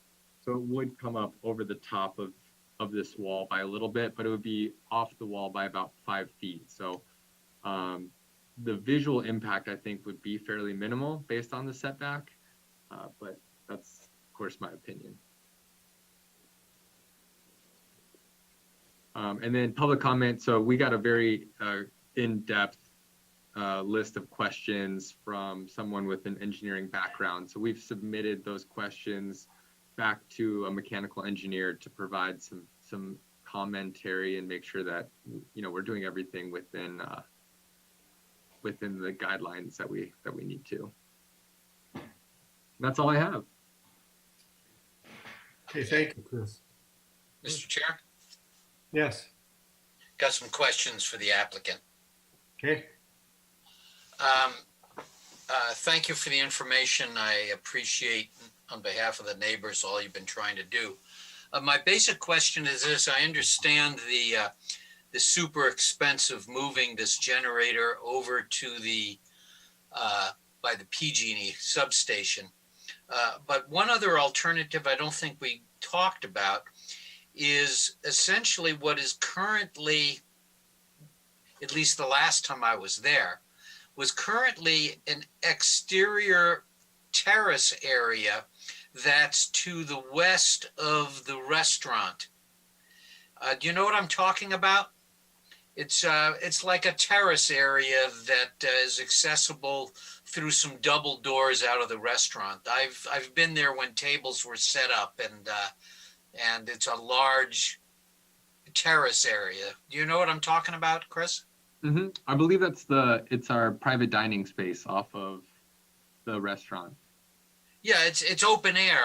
It's kind of covered, if I recall. Am I right? Mm-hmm. Yep, you are correct. Okay, so my question is this: while I understand that it aesthetically would leave something to be desired, but is it worth considering placing this generator on the inside of that space? There is a wall there already. It would basically put two walls between the generator and the street. It's open to the air above, so I don't think your height issue would be a problem. And it's right on the other side of the wall. As I look at your plans that I've seen so far, it looks to me like the electrical panels are right on the other side of that wall of that patio. It is correct. Yeah, it's very close to that area. I think the main drawback to that option is we'd be taking away a revenue generating space. I would imagine that private patio, when we're at full swing, probably generates $2 million a year. So I think over the long run, that would be detrimental to the overall business. Well, undoubtedly you'd lose some space. How do you know offhand how big that patio is? My recollection is it was like, you know, at least 40 by 25 or 30. Do you know how big it was? Not offhand. I don't know the size, but it's fairly large. We do a lot of wedding business out there. So we'll do. No, I remember it being quite extensive. So yes, I do understand that it would reduce by, and I don't remember what the dimensions of the generator were, but, you know, call it 12 feet by 8 feet. A certain number of square feet would be gobbled up by the generator, and some kind of additional enclosure around it.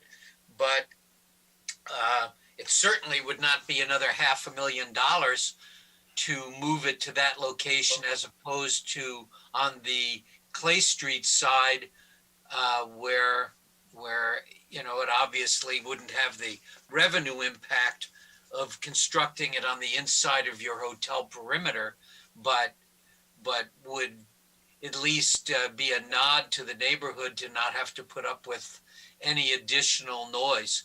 So I, for one, would appreciate your looking into the feasibility of it. I understand the economic impacts, but those are balanced against the, I guess what we refer to as the aesthetic impacts for the neighborhood. I'd love to know, what your evaluation of that location would be. That's my comment. Thank you. Thank you, Larry. Much appreciated. I think the only thing is we have a fallback option of putting a temporary generator on a trailer and rolling it into place. And that would stay within about the same budget, and it wouldn't have any kind of long-term revenue impact on the business.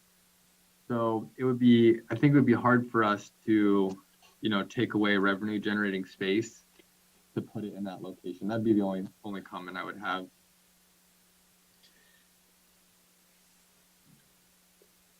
Question? Yes.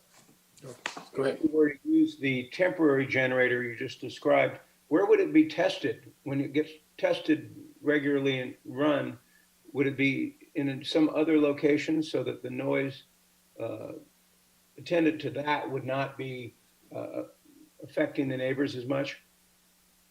I don't know exactly where the generator would be placed, but we'd have the option to place it anywhere essentially. But then you'd have to move it into a location near enough to your electric panels, I would think, Correct. when you were actually using it, right? Yep, exactly. But if you could test it somewhere else on the site and only move it into that location next to the electric panels and near Clay Street at a time when there was an actual emergency, that seems like it has some selling points. Agreed. Yeah, I do believe that's the next best option outside of a permanent structure in the current proposed location. Other questions for the applicant? Yes.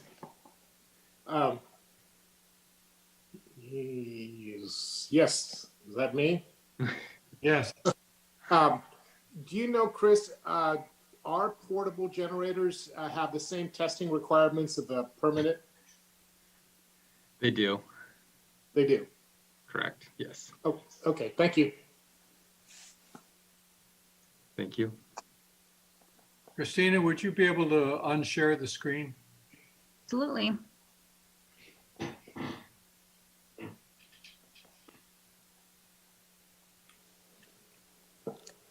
That do it? Now we have a picture of your. Gordo, now we got your desktop. You got too many icons on there, baby. Come on. Where do I do this?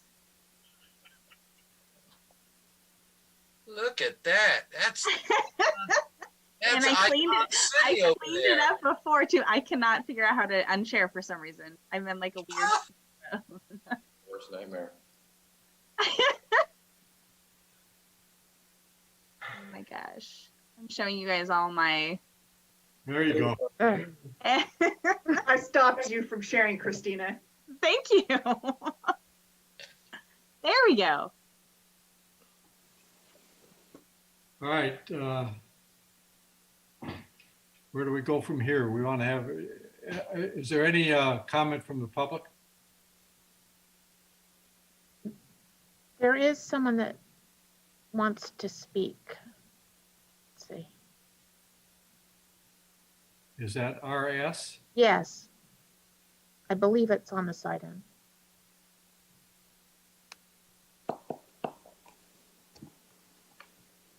RS, whoever you are you there?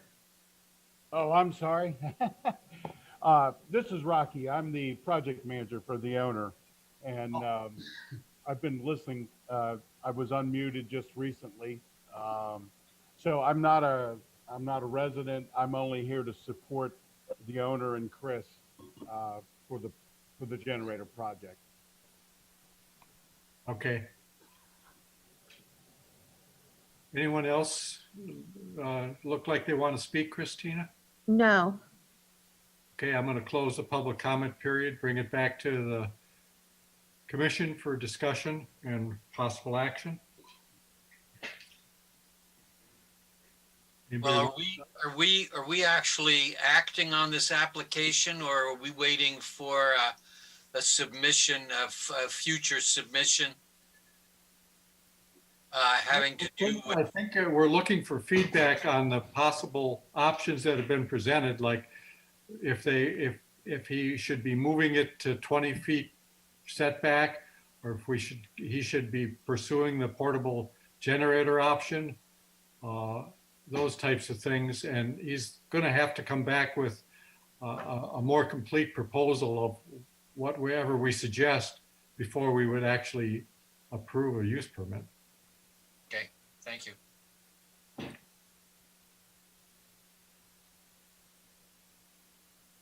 Anyone? Yeah. If indeed the portable generator scenario is feasible and would meet the need in an emergency situation and can be stored on site in some fashion that it doesn't become detrimental to the the facility in terms of this, just the visual impact. I think the idea of going that route and not even going down, adding another element along Clay Street, due to the history of the project, I think that would bode very well in terms of the neighborhood, and I certainly would support that kind of consideration. But I also would like to vocalize my appreciation for Chris's effort to make amends for past sins or attitudes or whatever because I think anything that he can do to improve their position in the neighborhood would be, I certainly would appreciate it. So that was my 2 cents. Yeah, I would just comment that there really is there is a trade-off between the portable generators and the permanent ones. The noise levels are substantially different, but the trade-off will be for the neighbors with the ongoing testing, not with the actual use. So when if portable generator is in place and being used, it would be noisier, but there would be less sort of routine. But if it has to be moved to the location where the permanent generator would have been to operate during the testing, that's not a good thing. It's a trade-off for sure. So, but we need clarity in the circumstance of everyday operation. Yeah, and maybe Rocky can comment. I don't know. Is that the location where the portable one would go? It would have to go. It would not have to go, but it would invariably have to be very close to that service, the electrical service. So it would have to be very close to the proposed location of the permanent generator we're looking at. There was also a requirement with a temporary generator that after it runs for so many hours, the factory has to come out, or the manufacturer has to come out and do a complete overhaul and test of the generator itself. I think it's in the neighborhood of 200 hours or something to that effect. So if it was to have to run for a substantial period of time, there would be additional service work that would require to run for additional hours. And I think we had a good example of this with MacArthur Place. They have that portable generator in front, and then in that back parking lot for, gosh, was it 2 years now? It's been a while. then I don't, if you've gone by lately, their project is largely completed. And I think that the finished permanent generator with the appropriate screening, I don't even notice it anymore, where the portable generator was very visible and noticeable. Two comments or follow-up. One is they haven't done their landscape yet, Christina, so they need to follow that up. But Rocky, I'd be curious, when you test a portable, can you just simply test it not adjacent to the panel? It's just a matter of running the diesel engine, or would it be so cumbersome to say that every month for 15 minutes you have to then relocate the temporary over to what would be the hookup if it was actually being used in an emergency? Well, the real issue would be you can do your exercising of the generator away from the proposed location. The only caveat to that is occasionally you do have to run it under load, so okay. it clears out the fuel and the exhaust and so forth. So there is, like you say, there doesn't have to all be tested adjacent to the service, but occasionally, say every other testing or every third test, it would have to be moved into a location where it would be under load. It was just Thank you for that clarity. And sure. Follow up to that. If a permanent generator is put in place and it is run for a certain number of hours, isn't there a similar service obligation? Yeah, generally what happens is the manufacturer recommends that the generator run for approximately 15 minutes to 20 minutes a week. And that is not under load, as you say. So interestingly enough, if you lose power and the generator comes on, now it's under load. So that issue goes away, but it does still have to be tested once or twice a year under load. So what you would do basically is shut the power down to the building or from the PG&E, bring the generator online, and that is essentially mimicking a power outage, and therefore it is run under load. Thank you. And I may not have been clear, but I was interested in knowing when you were saying that if you go with a portable, there is going to be then the additional servicing requirement that after 200 hours or whatever, there's a major service requirement. My question is there not a similar service requirement to a permanent generator that runs for 200 hours or whatever? Yeah, no, there's no, there are actually two different style generators. I think one's called a level 2 and one's a level 4. Okay. So they're actually made a little differently. Okay, thank you. Yeah. Anyone else want to join the discussion?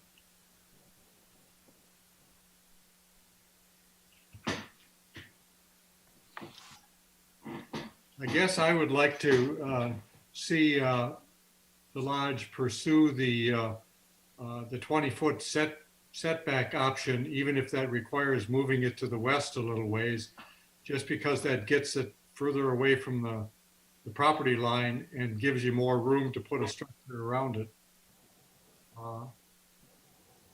If it doesn't sound like it's a significantly different expense to shift it to where you can meet the setback. Yeah, we believe that's doable to move it. We were hoping if we could get the 20 feet by shifting on the site plan that was shown, the idea would be, we think we can get the 20 feet, but it's very, very close, essentially shifting it 18 inches closer to the building. But it might be too close. We might need to move it anyway, similar to Chris's drawing, in order, that'll get up to 20 feet. You're right, it would be less visible. So that is an option we're definitely looking at.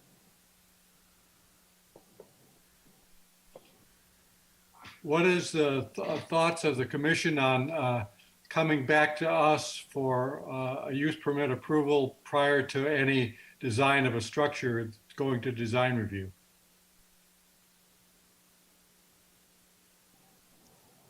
I don't feel strong one way or the other. Okay. Why wouldn't it be the typical process where we go to design review first and then we would sign off on everything at the end? I think I would prefer that since we don't have a crunch, presumably for power outages. Yeah, that will be staff's recommendation, Mr. Chair. Mm-hmm. I would support that.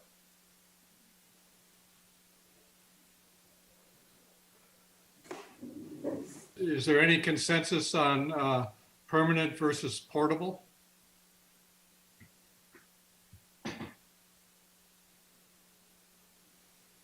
Or would you want to hear both options at a use permit hearing? It seems to me if you're going to go through design review for a structure around a permanent one, that kind of precludes the portable. Yeah.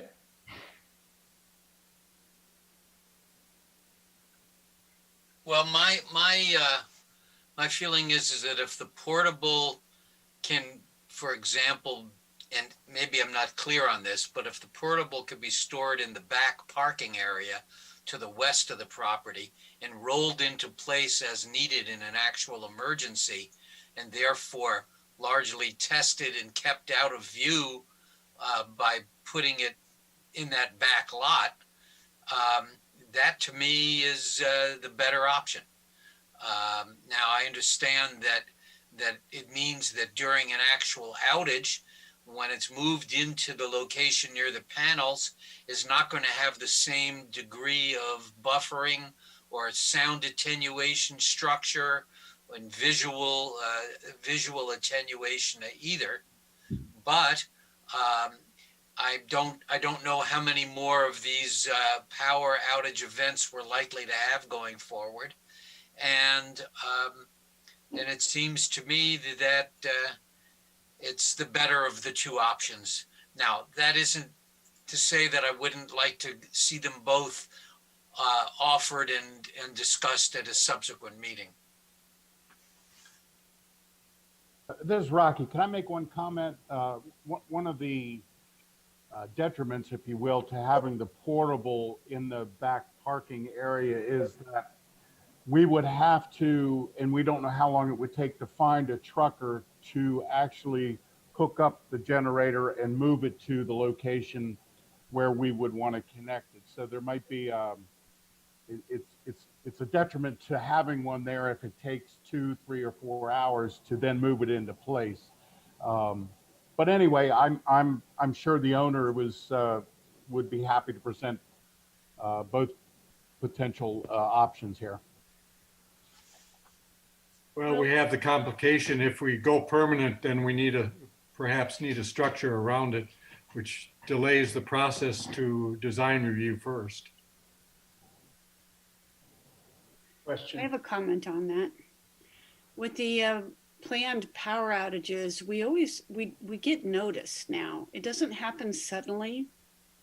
So if it was going to take a day to get a truck in to move the mobile generator, we typically have that time frame. PG&E is giving us pretty good notice.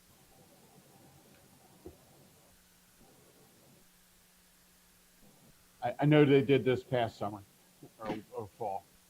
Okay, go ahead, Steve. Well, there are definitely some pluses to the temporary generator, except when it's in use.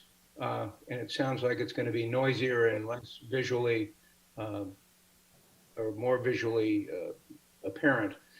I kind of hesitate to send these folks off to design review and then come back to us. I mean, if we're not going to approve a permanent structure, a permanent location. I mean, I think we need to either have them come back to us and revisit this and say, yes, you can have the permanent one, or no, you have to have the temporary one, and then let them go to design review. We're not going to have to second or approve what design review has already approved, are we? As long as we've approved the parameters of it, so high, so far from the property line, et cetera. That's true, isn't it, David?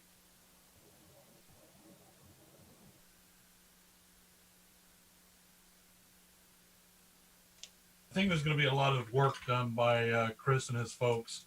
Let us work out a plan and we'll re-advertise and come back to the commission. Can I make one more comment, please? Okay.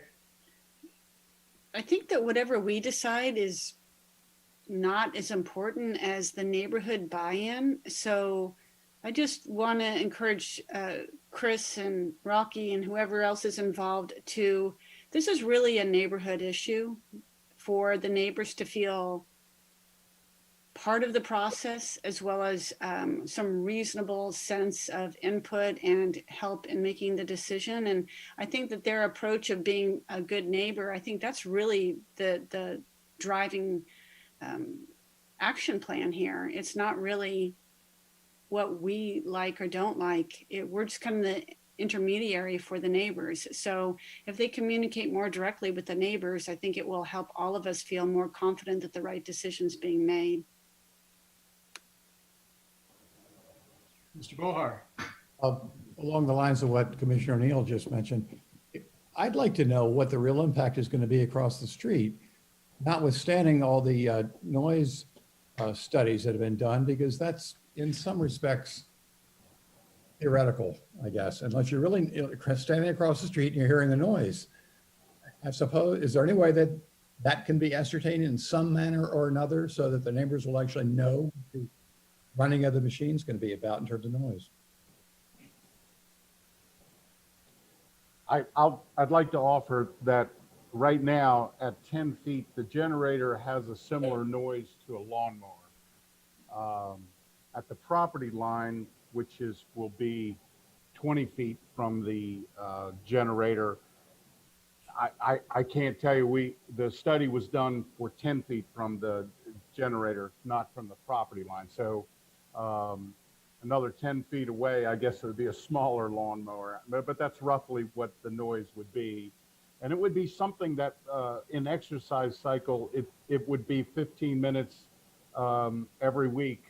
And that's the only noise that would be there unless there was an outage, which brought the generator on for an extended period of time. And we've invested in what's called a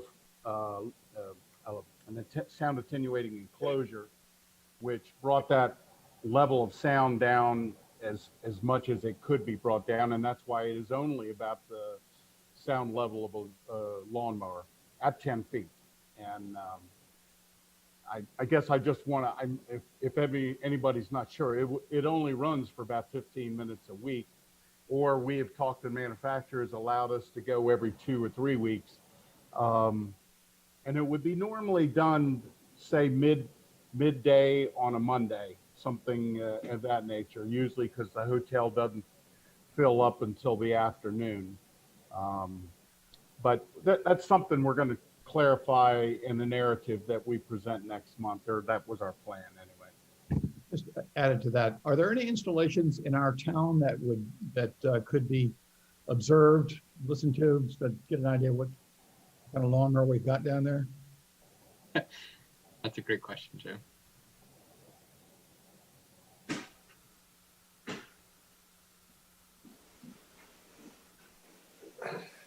Probably the closest would be MacArthur Place. I can check and see when they're testing next. Maybe we can do a site visit.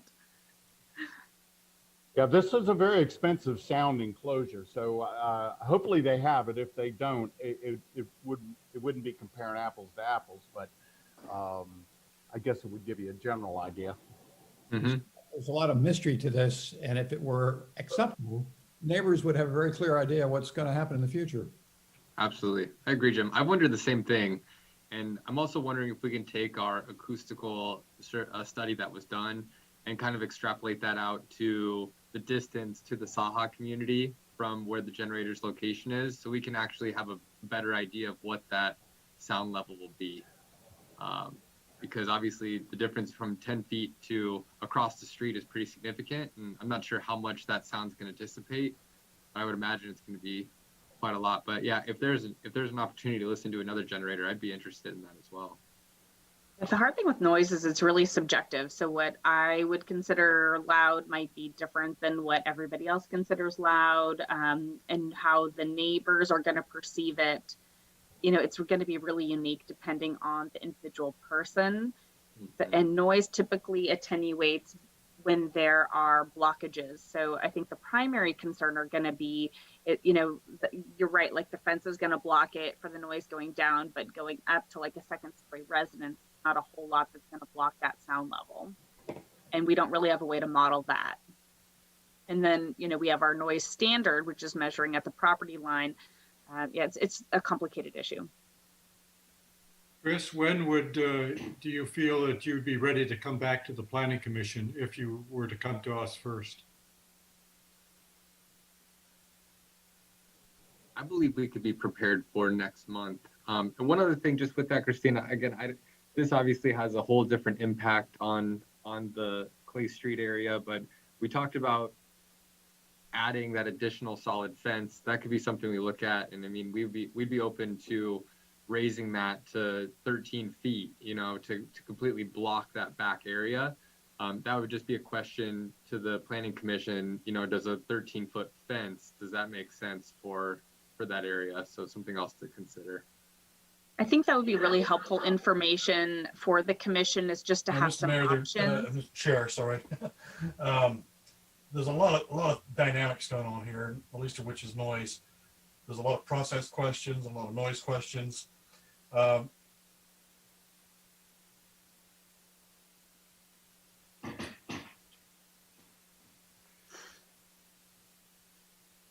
think David froze. Uh-oh. We lost you. Let's just give him a moment. I saw everybody lean forward at the same time.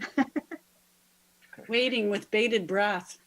I really hope he froze. The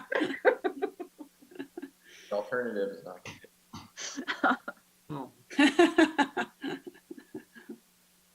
I think what he's going to say is there's a whole lot of outstanding issues and there's a lot more work to be done. And hopefully we can have a lot more information and a better discussion at our next meeting. Good job. Well, I'm wondering if 1 month is enough time. I think similarly to the conversation about Doyle, just given the sensitivity of this project, I would recommend renoticing and making sure that members of the public are well informed and able to participate. I agree. So my recommendation would be to continue off calendar. That'll give Chris and I time and Rocky to work together and make sure that the plans are really clear, that all of the information is consistent between the different documents, and that we have some good options for consideration. I believe the noise report may need to be updated, and that's going to take some time. So I don't anticipate being ready to do a new analysis as a staff member on all that information in time for February. I agree with that. So I guess I don't think we're going to get much more information tonight. So I think I'd like to have a motion to continue this off calendar. So moved. Second. Can I have a roll call, please? Commissioner Barbos. Commissioner Barbos? Yes, no, I did unmute myself. Okay. Commissioner Kelso Barnett. Aye. Commissioner Larry Barnett. Aye. Commissioner Bohar. Yes. Commissioner O'Neill. Yes. Commissioner Wellender. Yes. Chair Felder. Yes. Motion passes 7-0. 2-minute break, Mr. Chair. We could have a 5-minute break. Oh, wow, generous. Thank you so much, everyone. Really appreciate the insight. Back in 5 minutes, though. Thank you, Chris.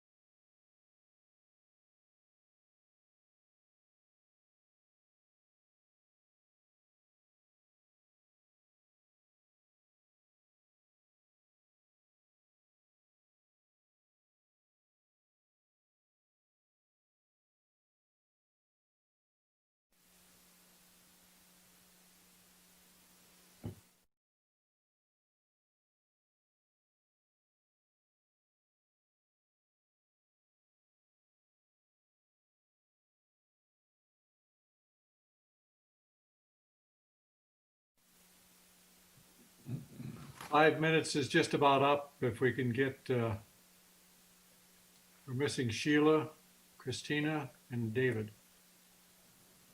There's Sheila. I'm here There's with David. potato chips. We need Christina Tierney because that's the next agenda item. Mr. Chair, if you'd like, I could give it a director's update while we wait for Christina. Would you like to do that? Yeah, why not? Okay. A couple of things for your consideration. The city council will be having a meeting on January the 20th, which is the Wednesday after the holiday. I'm guessing that the agenda will be ready tomorrow if it's not already prepared. It's been put out already. Okay, good. So I'm not sharing any secrets then. First of all, you may notice that the county PRMD will be providing us with a presentation on their specific plan process for the Sonoma Developmental Center.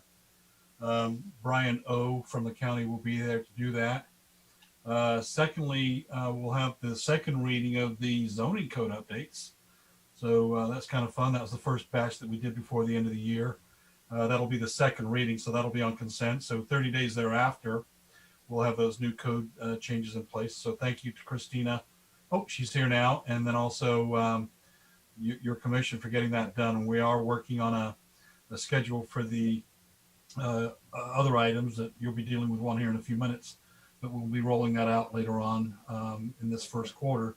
And then lastly, on that agenda on the 20th, the council will have its discussion regarding whether or not to allow a second retail cannabis business in the city. On February the 1st, the city council will be, we've advertised this in the newspaper. The agenda, of course, has not been prepared yet, but we will be discussing rescission of the gateway entitlements, two resolutions, one for the negative declaration that was issued by the council, and then one that was relating to the use permit in the map. So that'll be on February the 1st, City Council. Then one last thing that kind of relates to one of your items tonight, without going into detail on that particular project again. But I did, Christine and I have been in contact with LAFCO's executive officer relative to them preparing an MSR, which is called a municipal services report or review, where LAFCO under statute is required to do these MSRs every 5 years for the organizations within its jurisdiction. The city is a jurisdiction or an organization, if you will, the same as a fire district or a water district or sewer district.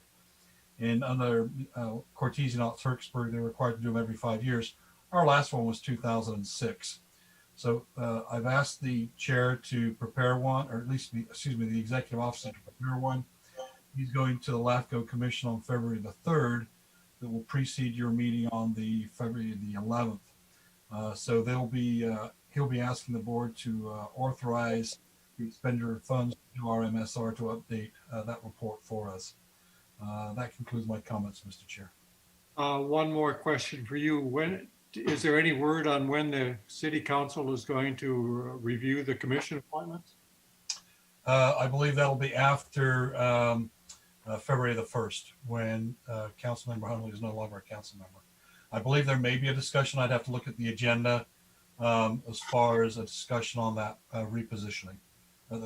It's not on this next agenda. So that it will be after February the 1st. It may even be February the 1st. Okay. With that, we'll reopen the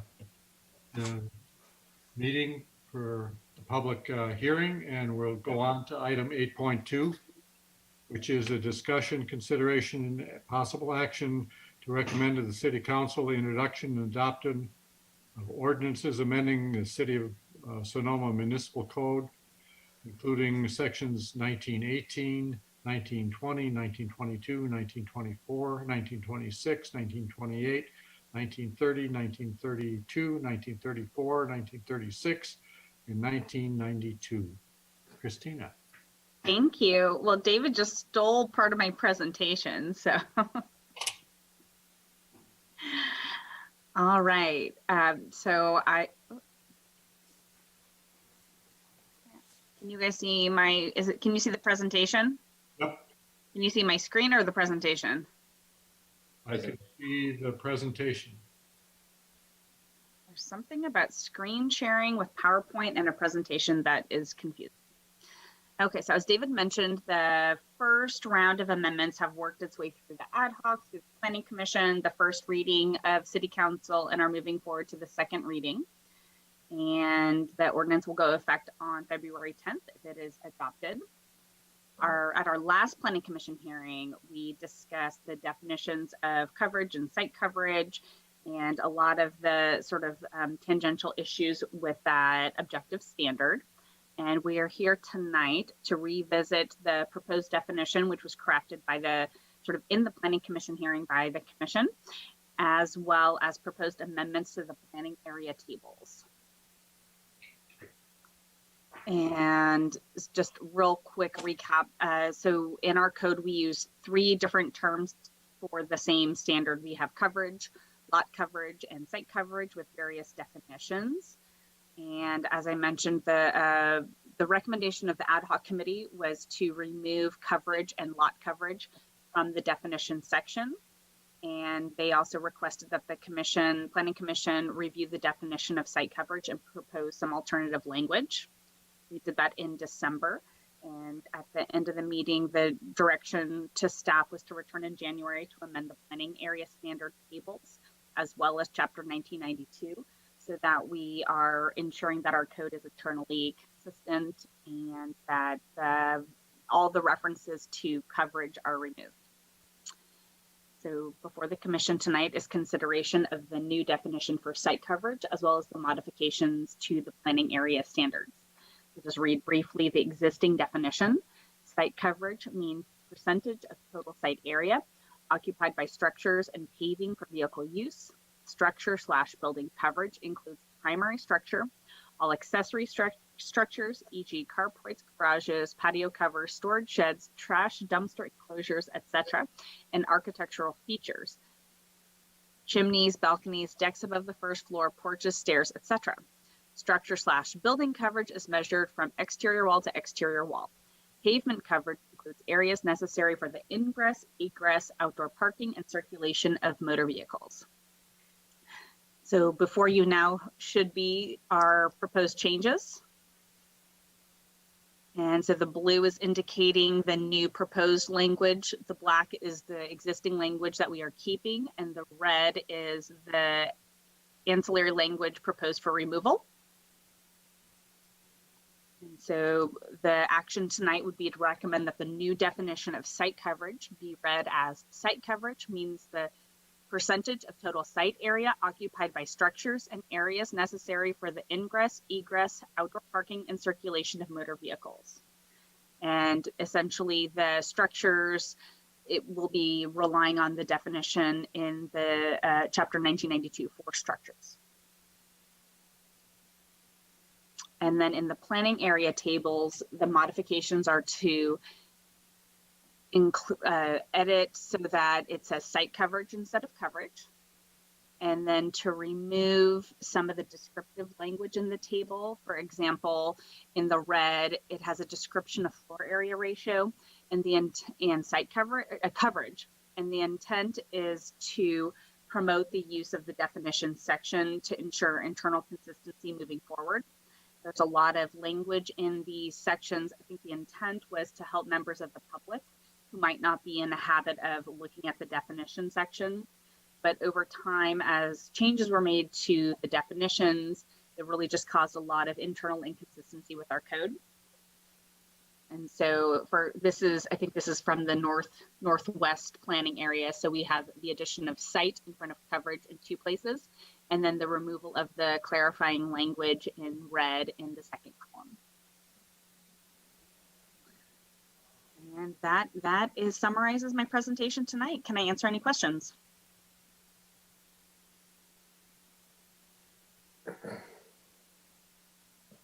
I see Steve talking. Question. Yeah, I can't see the rest of the people, Christina.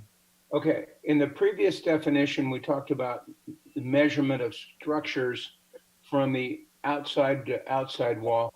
Is there some benefit to having somewhere in this, maybe not in the site coverage definition, but somewhere saying that structures are measured from outside to outside wall? Let's check the structure definition real quick.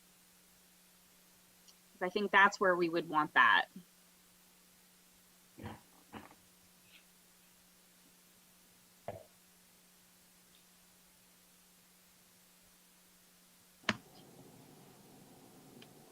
That's our standard practice.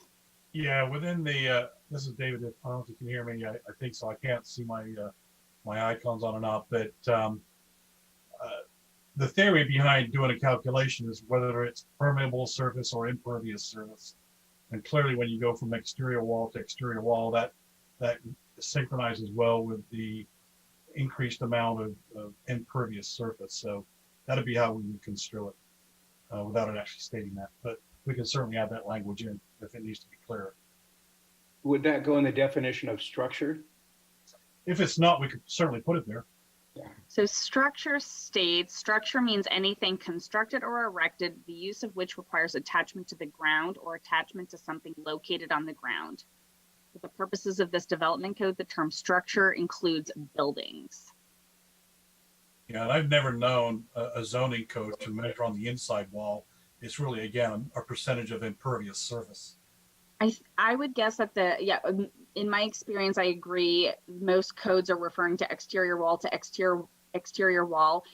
Where we get to the interior is with some of our outdated language regarding second units, which are now ADUs. It was about internal floor area, and that is kind of outdated language. And part of that was amended with our last round of code changes as well.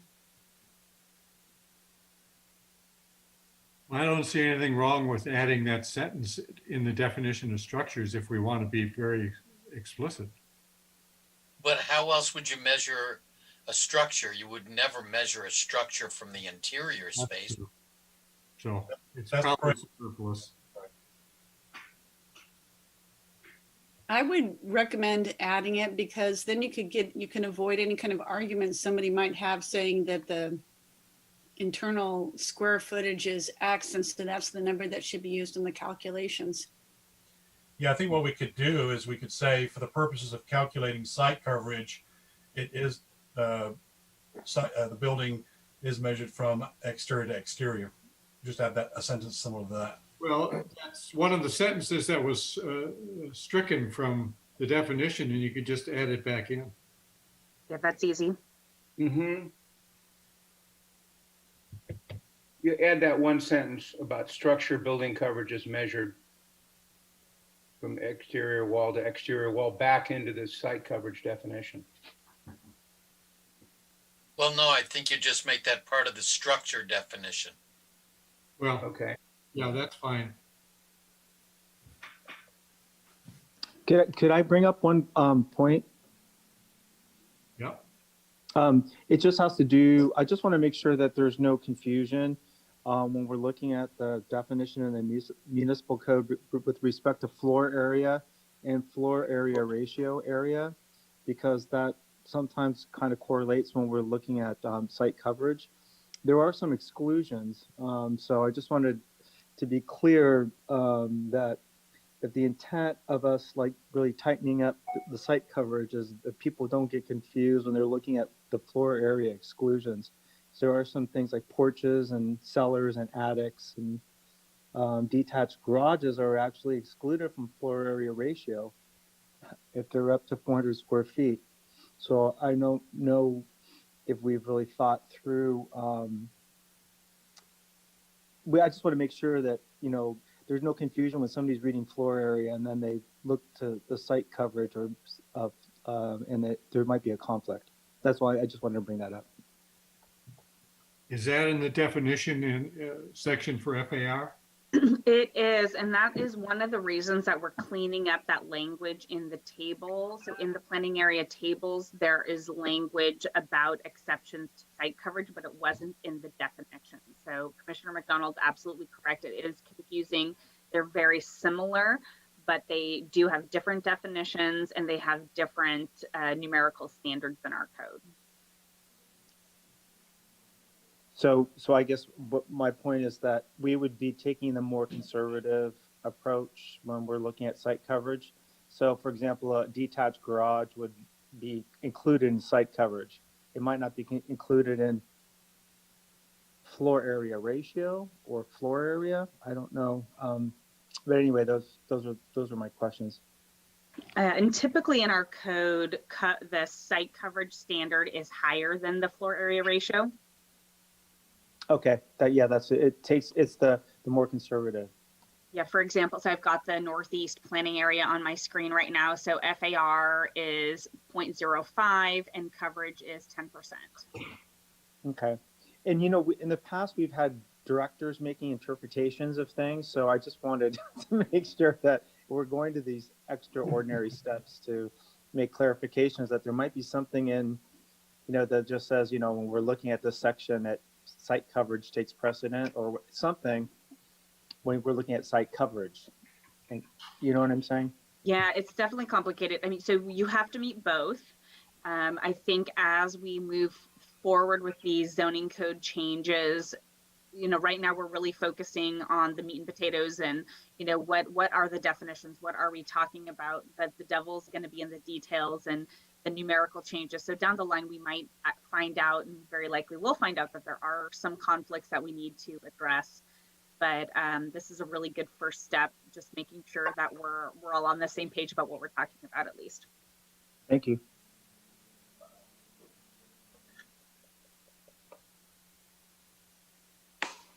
Question. Go ahead.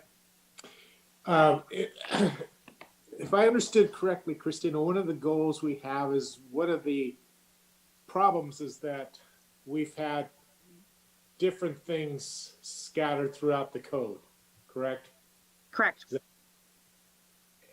And I guess when I was reviewing the proposed changes, and there may be legitimate reasons, but there may be value in if a code requirement is consistent for all areas, we say it once. And I guess where I'm headed is, I'm a big advocate of keeping things simple when we can keep things simple and not be paid by the word. So in writing construction specifications, you quite often will say something only once, and you may say typical, but the reason for that is you don't want to change one thing and forget to change the same thing 2 or 3 other times. So is there some planning reason why we have what I would call duplication of information? I can speculate. In my experience, in a typical code, you have a set number of zoning districts, and the standards for each zoning district is the same, regardless of where you are in the city.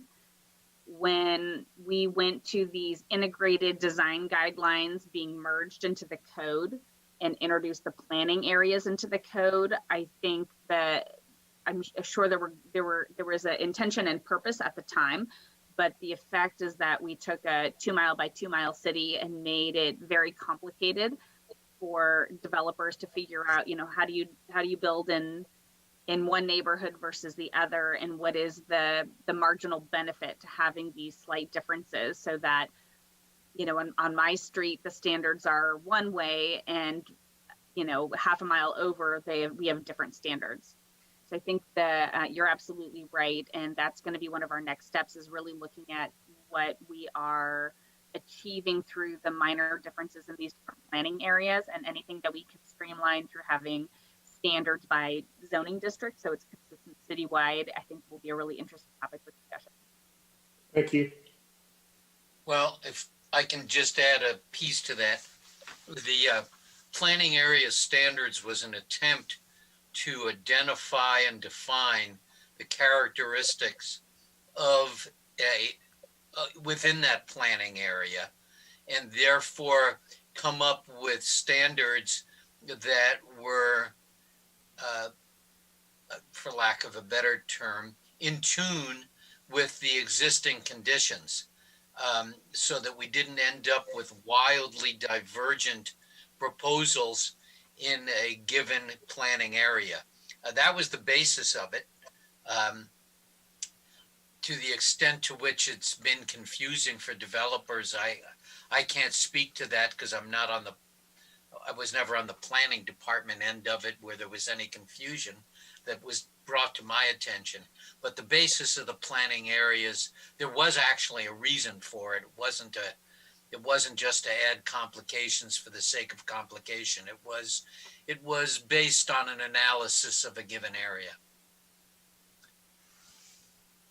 And I would back that up to say that obviously the way we just historically have approached projects, you know, on the highway over on West Main Street, sometimes it's different than we approach projects on Broadway or on East Main Street. And I think the goal of the planning areas were to try to give more information to developers to hopefully create a better, process and give more information for them as they created and developed their project to try to fit in and make a more compatible project with the local neighborhood. And so I think the initial goal was to help the developer, and it sounds like perhaps it did not have its original intent. Yeah, I agree with Commissioner Barnett. I think, our neighborhoods really are unique. They were all developed at different times. I mean, my subdivision was all put in at once in 1978, and the houses, definitely have a different feel, and there's a different neighborhood trends than, different areas. So I think it was trying to respect those individual differences. Yeah, that's correct.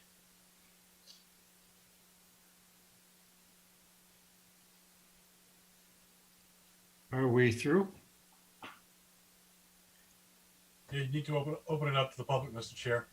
All right, so if no further questions for staff, I'll open this up to the public for comment. There's no public comment. No public comment. Okay, I will close the public comment period, bring it back to the commission. And would we like to make a motion to recommend this to the city council for adoption of the ordinance amending the code? Mr. Chair, there would be a resolution, I think, to include the amended language, to include how we measure the exterior to exterior and the definition of structures. That would be the only modification to the ordinance. Right. So would somebody like to make that motion, including the resolution?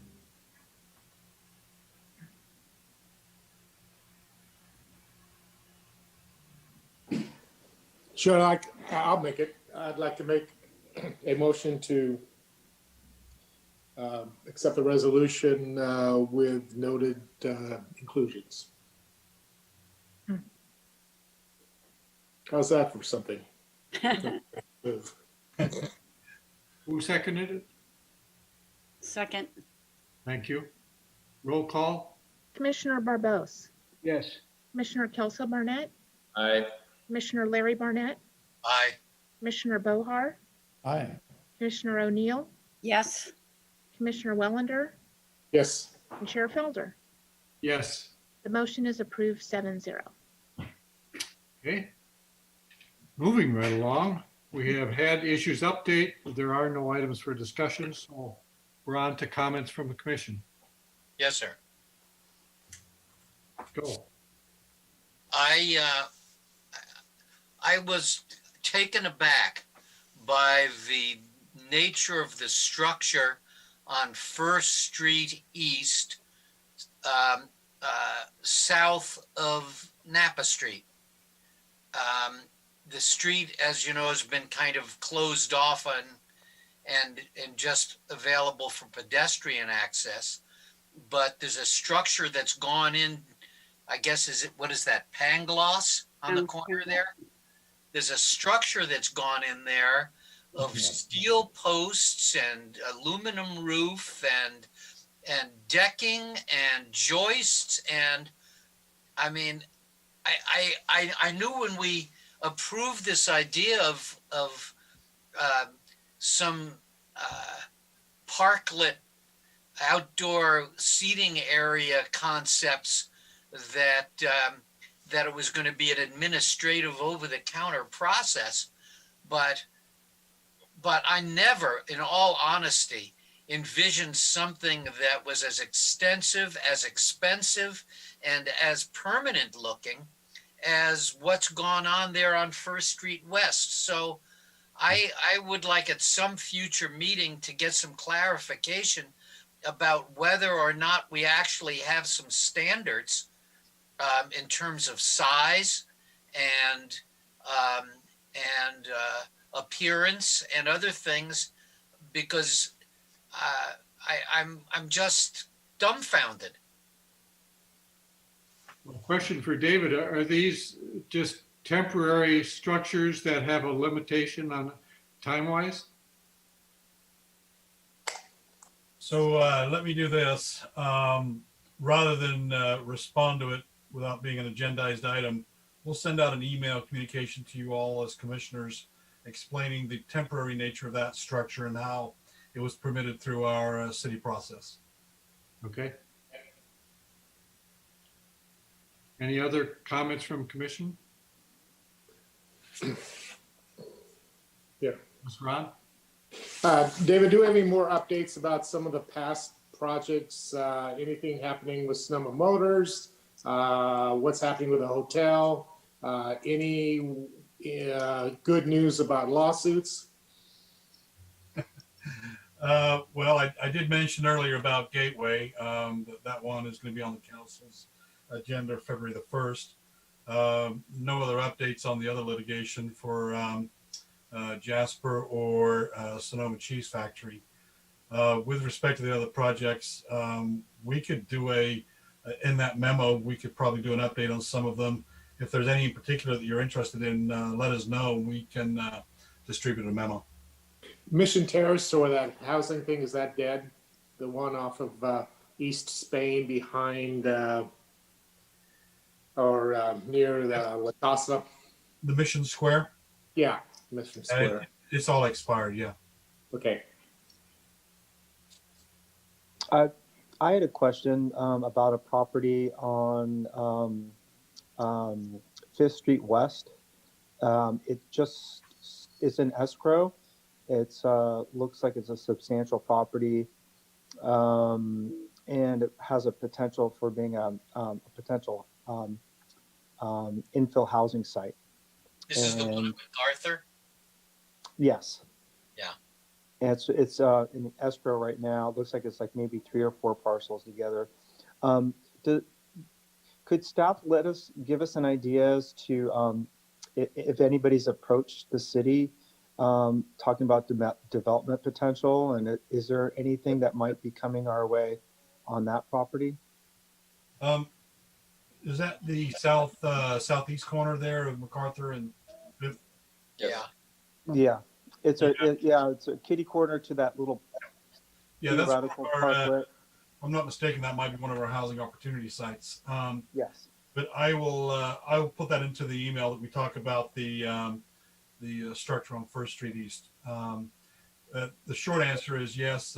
PG&E, we're looking to buy it for a staging location, but I know that Wendy has had some communications with some people kicking the tires, so we'll circle the wagons and push that out. Oh, so PG&E is the one that the property's in? No. Earlier, within the last year, they've contacted us. I believe that interest has expired, but I believe there's been other people kicking the tires after PG. Okay. So we will check on that and get back to you. Thank you. Council? If you're going to be sending out an email with updates on different projects, I'm curious about an update, and you feel free to include it, about the FSE project or current vintage, the project on First Street East. Yeah. I don't know if I have myself to ask this question, but I'm just curious what was going on with that. the Heritage Vintage Mission Park. Yeah. Well, yeah, okay, we'll do that too. Okay, thank you. Was it just that one, Commissioner Barnett? Yes. Okay.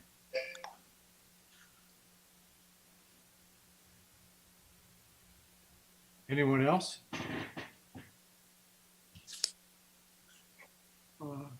David, would you give me a call as soon as we get off here? Sure. Thank you. With that, if there's no further comments, I'll take a motion for adjournment. Move to adjourn. All in favor? Aye. Aye. Aye, yes, Bye. Good night, everyone. Good night. thank you. Go Warriors.